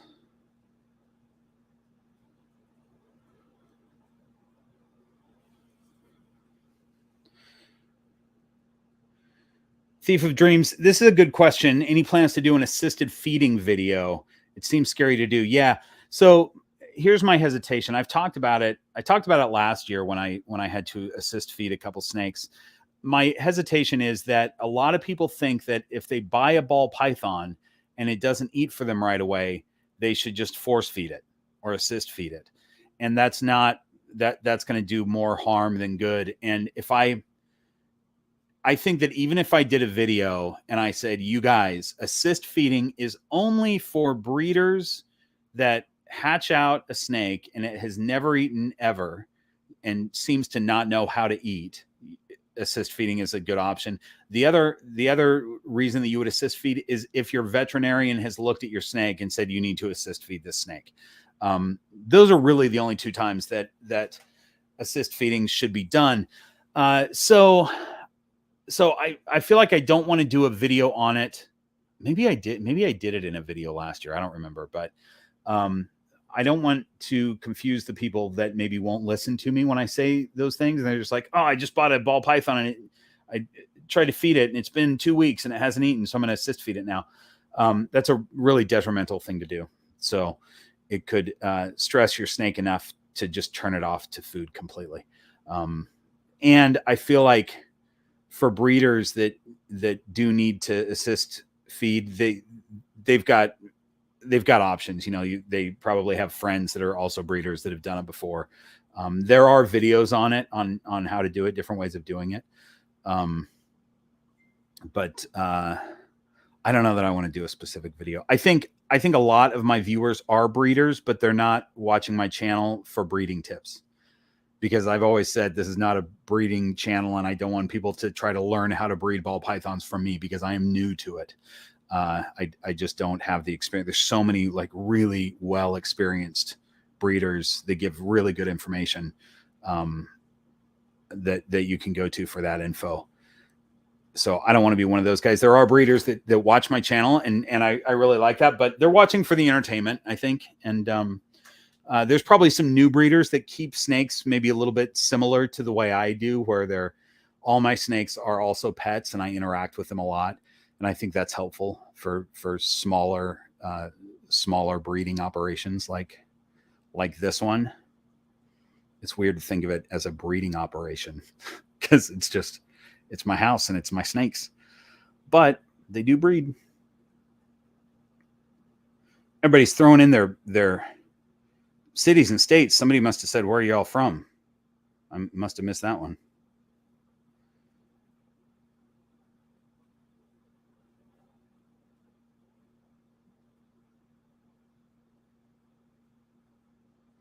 Hold on, Randy. Is this, let's see, I found the aqueous solutions of chlorhexidine. I don't know what that word is. Chlorhexidine salts may decompose. So are you saying, Randy, that chlorhexidine does lose its, basically lose its juice after a week or so? The breakdown is increased by heat and direct light. So what's interesting, what I've heard about this is that it only starts breaking down once you mix it with water. So it's fine in its undiluted form, but as soon as you dilute it with water, then it's only good for a week or two, which doesn't make sense to me. But I also don't understand the science behind all that. So, hang on, I'm gonna drink some water. I have a dropper in here that I haven't used yet, but I'm about to. Because when you have any whiskey, but Scotch especially, that's higher proof, you can proof it down a little bit with water. We're going to go back into the whiskey section or the Scotch section of snakes and Scotch. You can proof it down a little bit with water. And if you do it with just a little bit of water, it will enhance the flavor. You can do too much and ruin it. But by a little bit, I mean just a couple of drops. There, I did like maybe 5 drops. But it enhances the flavor. And the reason is that the water, oh man, it's so good. The water makes all the oils and things rise to the top and sort of float on the top. And then that's what you end up in your mouth, or that's what ends up in your mouth.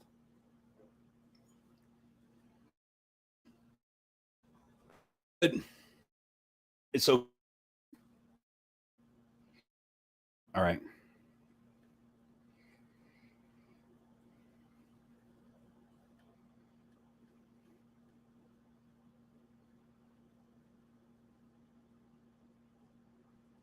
Oh, so I did do one, Amy.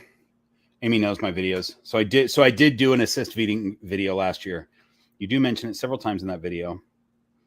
Yeah, that's past Bob. Present Bob would not have made that decision to do that assist feed video. But that's okay. As long as I mention it several times. I see, you know, especially recently, I've seen a lot of people post, and it's like they'll be posting about their snake, and they'll just mention, they'll go, oh, it's a new snake and I've been assist feeding it. But my question is about urates or something like that. But they just sort of casually mentioned that they got the snake from a breeder and it didn't eat for the first couple of weeks. So they started assist feeding it. And I'm always like, oh my God, don't do that.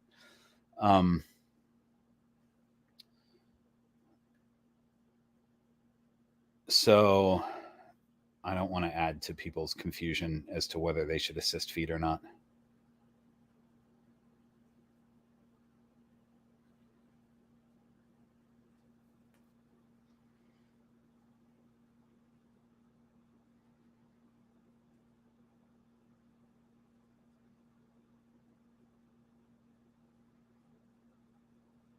So Randy, you've seen studies. I don't know if you've said anything in between your last two comments that I highlighted. That's what the studies I found says. See, I didn't see the studies, so I'm glad you were able to find some. The science says chlorhexidine is a stable compound under normal conditions. The studies also say to stay stored at 2 to 8 C. I don't know what that is in F, but I'll have to look into that. This is why I started using F10, because I figure but maybe F10's the same. I just haven't heard that. But I have both, and I like them both. They both work, I think.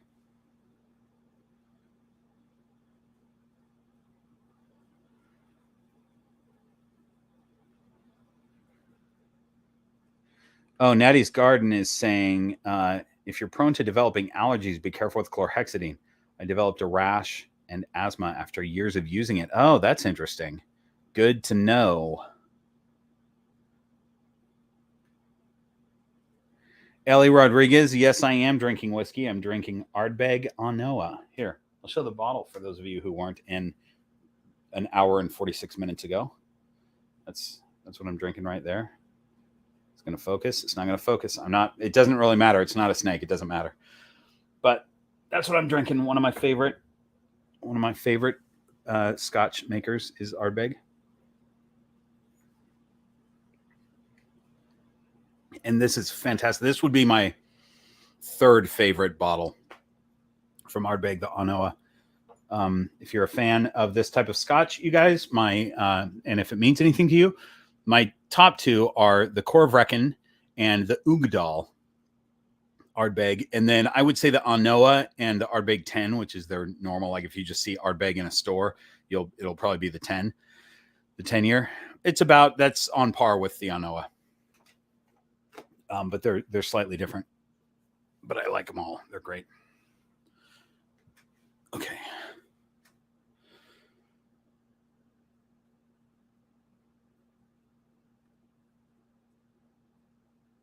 Oh, Randy, thanks for posting a link. I appreciate that. Randy posted a link to the study in the chat. Great.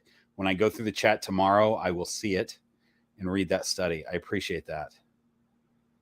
It's always frustrating when I can't find information that I'm looking for. I'm glad that other people can find stuff and send it to me.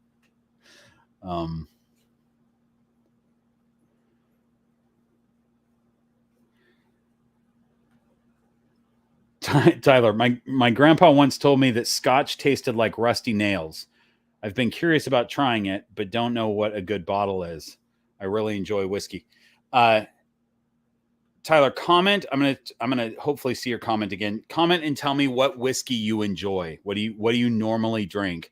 And then I can lead you to a bottle of Scotch. The interesting thing about Scotch is that there are different regions in Scotland that make Scotch, and you get massively different flavor profiles from a bottle of Scotch. So I always say that the stuff that I like to drink, which is the Islay Scotches, they're made on one island called Islay.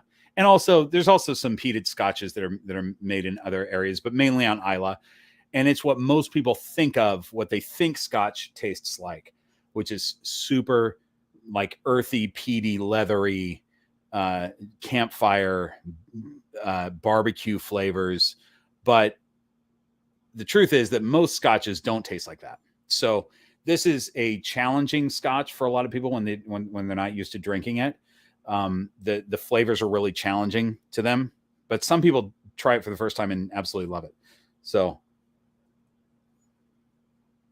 I'll tell you though, for people that just want to try a good Scotch that's not that expensive, grab Monkey Shoulder. You know, people always talk about single malt Scotch, and that's the best stuff to get. Whatever. Monkey Shoulder is a blended Scotch. It doesn't matter if you're trying Scotch for the first time. Just grab a decent blended. There's some blended that's crap, but Monkey Shoulder is like, I don't know. It's here in California. It's like maybe $32 for a bottle, maybe less. I don't remember, but pretty cheap for as far as Scotch goes. And it's a good Scotch with not a lot of challenging flavors. So it's just a nice Scotch. Another one that's also really inexpensive is Glenmorangie, and you can find that in a lot of almost any store. And that is a single malt, I believe.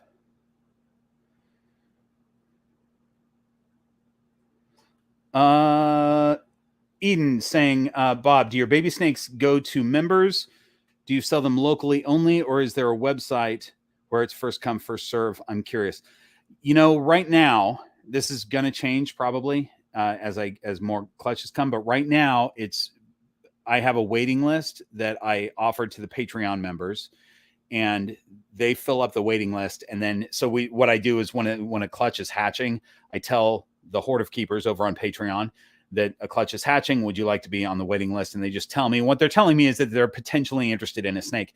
Then I go down that waiting list from the first person who was on it, and I just go in order. You know, if I tell them what's available, and we go that way. So with this clutch, all of these snakes basically are spoken for, except for one of them right now.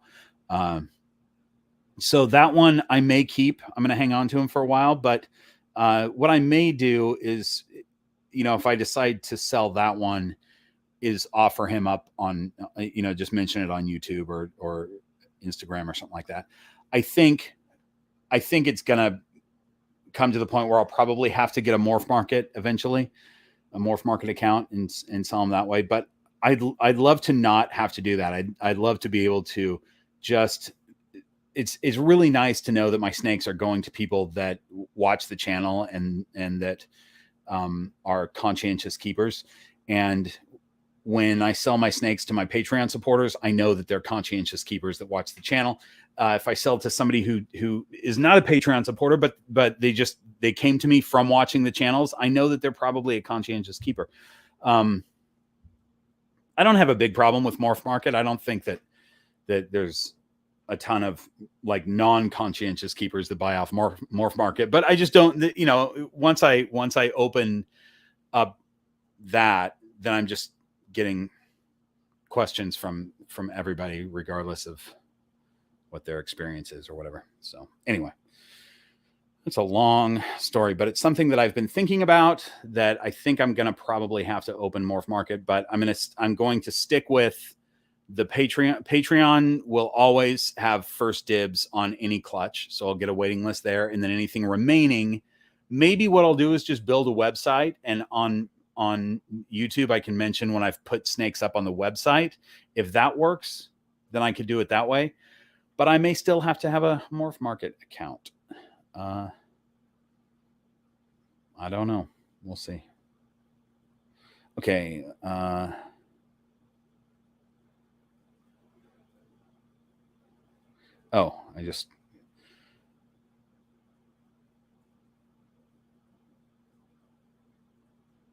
Wait, Amy, is this true? You're drinking whiskey in the park?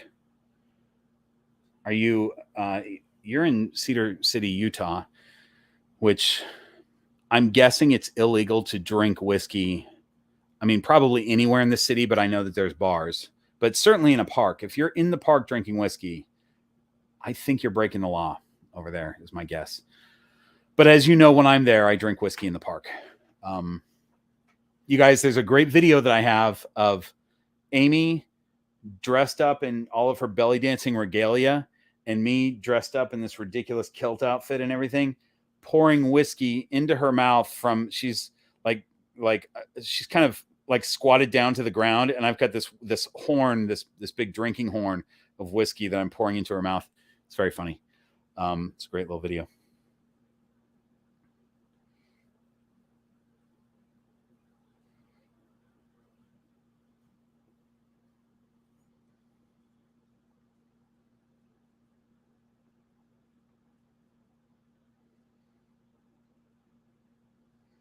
Okay, here's a good question. Rasta McDouble. It's a great name. My little man has been handled a couple times, no more than 2. He's about 8 months old, has gotten skittish handling wise, putting hand in the enclosure after a full shed came up. Is this just an age thing? So you're saying that it's a new snake to you, but it's 8 months old. You've only handled him a couple times. So I would say, yeah, that's it's just a snake. So I don't know what its history was. If it came from a breeder that just kept it in a rack and didn't handle it much. But either way, if it's only been handled a couple times by you, whether it's used to humans or not, it's now used to you. So go to that video. I did a video that came out several weeks ago about taming snakes. How do you tame snakes? Something like that.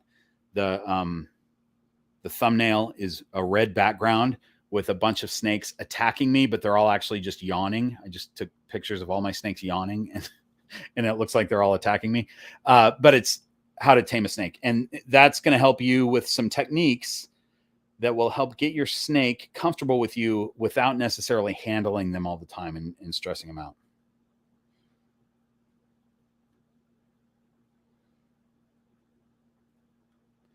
Phil, you might be answering somebody else, but I got to know what this is. Lord Robert Bledsoe, Duke of Serpentius, Earl of Snakeshire. Is this a name of a snake? Is this the name of your snake? Where is your? Oh, I don't want to pull. I do want to pull yours out, but I'm not going to because I'm gonna feed him. Let me just see if he's. I'll at least just pull his tub out. We'll see where he's at. Oh, he's awake. He's awake. Look at this. Look at this little guy. There's Phil's snake, you guys. Actually, this one has kind of that burnt orange too. It's a little bit brighter on the sides, but this is as close to number 4 with the burnt orange. But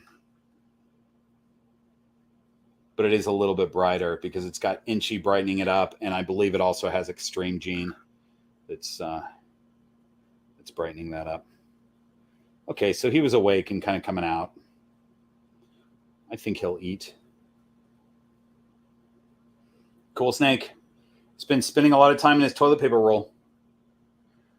One man's toilet paper roll, you guys, is another snake's little home. So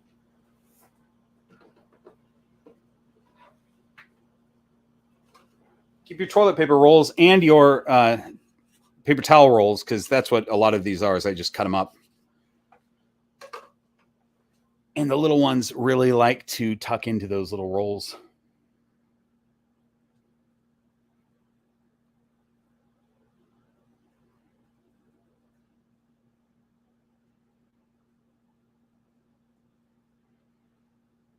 Tyler, you can, but I can save you time and tell you that your snake is probably good to go onto rat pups.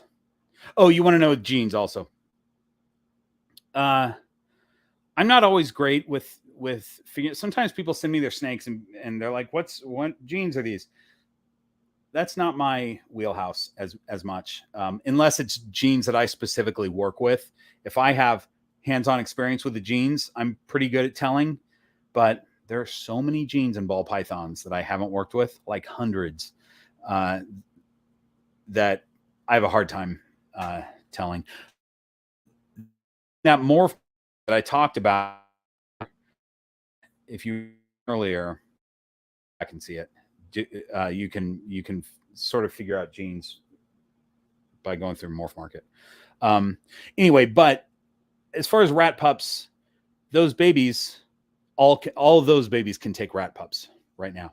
And some of you might be like, yeah, but you're supposed to feed like 10 to 15% of the snake's body weight. And if that snake is only 80 grams and a rat pup is like 18 grams or 20 grams, that's a problem. It's really not. They can eat those. It's quite a bit bigger than the 10 to 15%, but many breeders start their ball pythons off on rat pups and they do just fine. For a growing snake like that, they can take them. You should see. There's a video that Billy Rose at Mutation Creation did like a year or so ago that talks about, I can't remember what it's called, but it's about feeding, how he feeds his snakes. And Billy's kind of a crazy character. And it's funny, the video, if you look at the video to him is really more about the fact that he must have had some people in his comment section complaining about like dirty tubs or something. Somebody must have said something about dirty tubs, because the whole time he's pulling out, he's like, look at this snake there's pee in the tub. It's fine. It can sit in the pee. It doesn't have to be cleaned up right away. And look at this one here. Now I cleaned up this one because there was poop in it, but it doesn't have to be cleaned right. I mean, he's talking about the cleanliness of his tubs the whole time. So you can tell that somebody obviously was bugging him in the comments, but the real point of the video is how he feeds his snakes. And he's giving these like hatchling snakes, some of them are getting rodents that are quite a bit bigger than rat pups, and they're taking them like no problem. It's probably bigger than I would feed. I wouldn't go any bigger than a rat pup for a hatchling. And some hatchlings start off with hopper mice. They don't all get pups, but they can take them for sure. Because think about in the wild, a snake hatches out in the wild, there's not a ton of food options for that snake. It's very little things. And sometimes those things are going to be a little bit too small to make one meal. And some of those things are going to be quite a bit bigger, and the snake might be able to take it, but then it's going to sit for a week or two before it does anything, because it's such a massive meal. They don't really have a choice. They just take whatever comes along. So I'm going to answer a couple more questions, and then we'll be done with this one.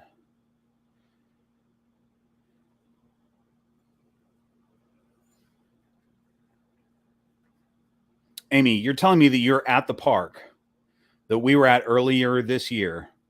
Now you're saying I'm sitting under the same tree drinking whiskey right now that you tried to drown me under earlier this year.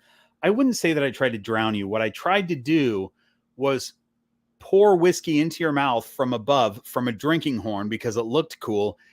And my aim was not very good. So I did get whiskey all over you, which made you smell great, right? But I don't think I tried to drown you. So it's just difference of opinion.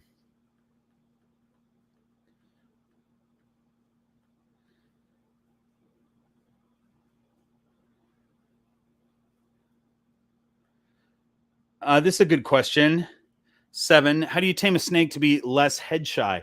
So snakes are naturally head shy because that's a really vulnerable spot for them. So they don't like to be touched on their head. But I'll just show you. Watch this. Let's just pull out a snake. And I'll show you what I do. This is a snake that I don't work with to be less head shy necessarily. So she probably will be head shy. So it's a good one to show. This is Molly Malone. I like to work with my snakes for them to be not as head shy, but I don't do it with all of them. Really, the only reason you'd want to do it is because if I ever have to take Molly to the vet and she's super head shy, it's going to be distressing to her for the vet to be like grabbing her mouth and opening her mouth and stuff like that. But really, other than that, it's not a big deal. They're just naturally head shy, and they're also tail shy. You'll notice if you touch the end of your snake's tail, chances are they're going to pull it away really fast. So what I do is, a snake isn't necessarily just head shy. They're more upper third shy. So their neck, basically this neck to their head, right? So what I tend to do is I'll start off doing this kind of thing. So she's totally aware that I'm here. And then I'll come down, and now I'm touching her head, and it makes her move away, but she doesn't jump away, right? If I went right into her and booped her on the nose, she would jump away, right? Hi, baby. So right here, now I'm touching her head, but she knows that I'm here. So she knows what it is. It's not scaring her, right? So that's kind of what you want to do is you kind of want them to feel that sensation on their head, but in such a way that she knows what it is. She's totally aware that my hand is right here. She's not scared of me. So even though she's not super comfortable having her head petted, which you don't need to do that really ever with your snakes unless you're working with them to make them head shy. Petting them on the head is not a thing that they're ever going to really like. but just getting them used to this sensation just kind of desensitizes them to it. And I'm doing this in a way that's not scary to her. I'm not coming up to her, surprising her with my presence and going boop, boop, and making her flinch away. I'm just going, here's what it feels like to be touched on your head. And you already know it's me. So it's no big deal. Like, I'm literally rubbing the top of her head with my thumb right now. And she's doesn't care. She's just moving through my hand. So that's what I would do. Again, you're starting right here to let them know that you're here. You're kind of touching the neck. You're assessing how they're feeling about that. And then you can get up to the head a little bit and just do that. And you don't have to smother them with it. Like, that's about what I've done here is about all I would do with her. And then I'm done. And then maybe the next time I handle her, I would do that again for about the same amount of time. I don't want to sit there and pester her, but just getting her used to having her head touched every time she comes out is a cool thing, and also just taking advantage of, if she's choosing to crawl onto my hand, let's see if she does. So she's just kind of cruising around, whatever. I can just touch her head as she goes through, she's just doing her thing. And then I'll just take my thumb and touch her head. No big deal. It's a good question.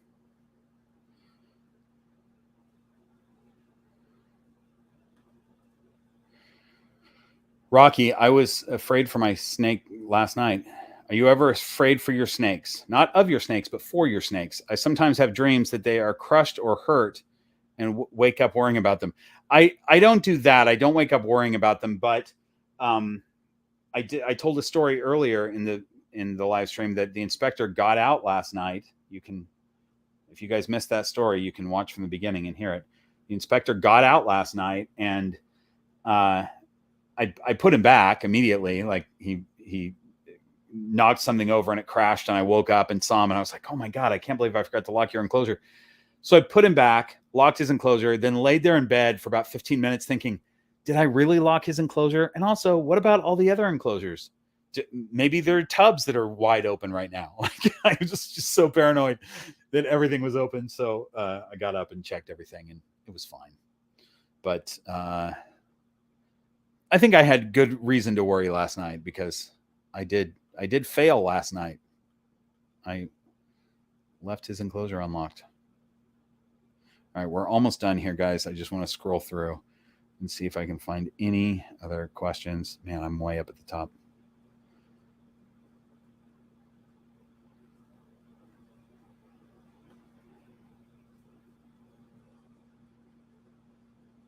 Thanks, Patricia. Molly Malone is pretty. So Molly is, here's the thing with Molly, and this is, hang on. I'm doing, I was saying that I am pairing Molly with Captain Farrell right now. And that's a little controversial because Molly is only about 1,300 grams, but sometimes you can, oops, let's see what Keith says real quick. Oh yeah. Yeah. So Keith is saying that he choice-based snoot booping, where the snake can run his nose into your finger. Yeah, that's a good thing to do. So with Molly, I'm pairing her up with Captain Farrell right now. It's early in the season to do that. And what I'm hoping is that this will kick her into building follicles, and she'll start taking more food. If she doesn't, after the next couple pairings, if her appetite doesn't start to increase, then I'll stop pairing them. But it's, it's one of those things that she could have a clutch at this size and it would be fine. She'd probably have a smaller clutch. It also might be slugs, ideally you want to wait till they're over 1,500 grams, but they can certainly have a clutch. I have a friend actually who just showed me her snake, which is only about 1,000 grams, and it had a clutch last year accidentally. She accidentally paired it and didn't realize it, but that snake laid 4 good eggs at, like, starting out at 1,000 grams. That's where it was. It laid eggs, and now it's 1,000 grams again. So the idea isn't that Molly lay eggs at 1,300 grams. The idea is hopefully she'll start pounding food. It's only going to take a couple of medium rats and she'll be up to 1,500. But by the time she gets to ovulation, she'll be well over that, probably well over 2,000 grams. It'll take a number of months to get her there. But that's my strategy. Would I recommend that strategy to people? Probably not, because it's kind of it's a controversial thing, and it could have negative effects. But it also oftentimes has positive effects. It gets them eating faster. So that's what I'm hoping. So there's that.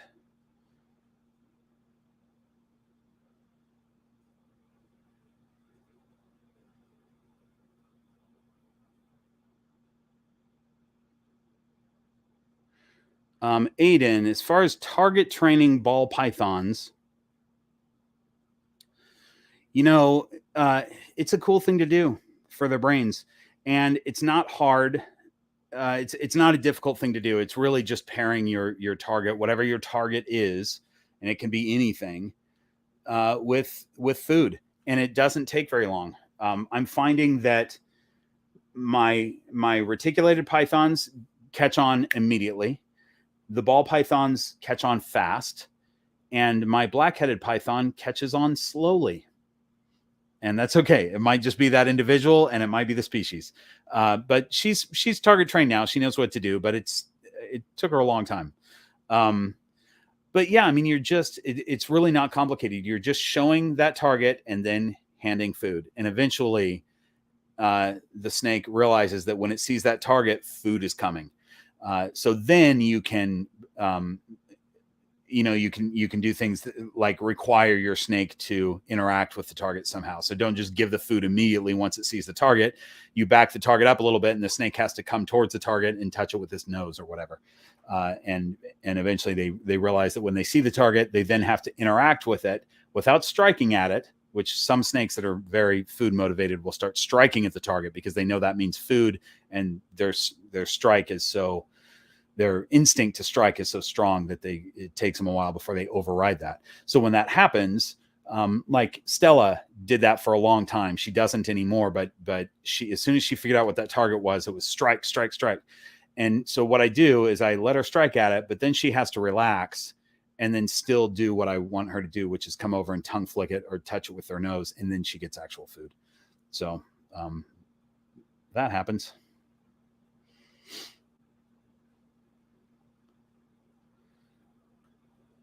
Lauren and Neil Underwood. Bob, my husband and I love your videos. I'm not a snake person, but yours are the only videos I like to watch. Thanks so much. That's a really big compliment. I appreciate that. That's nice to hear. All right, you guys, we are basically done here. I'm going to see if there's anything else.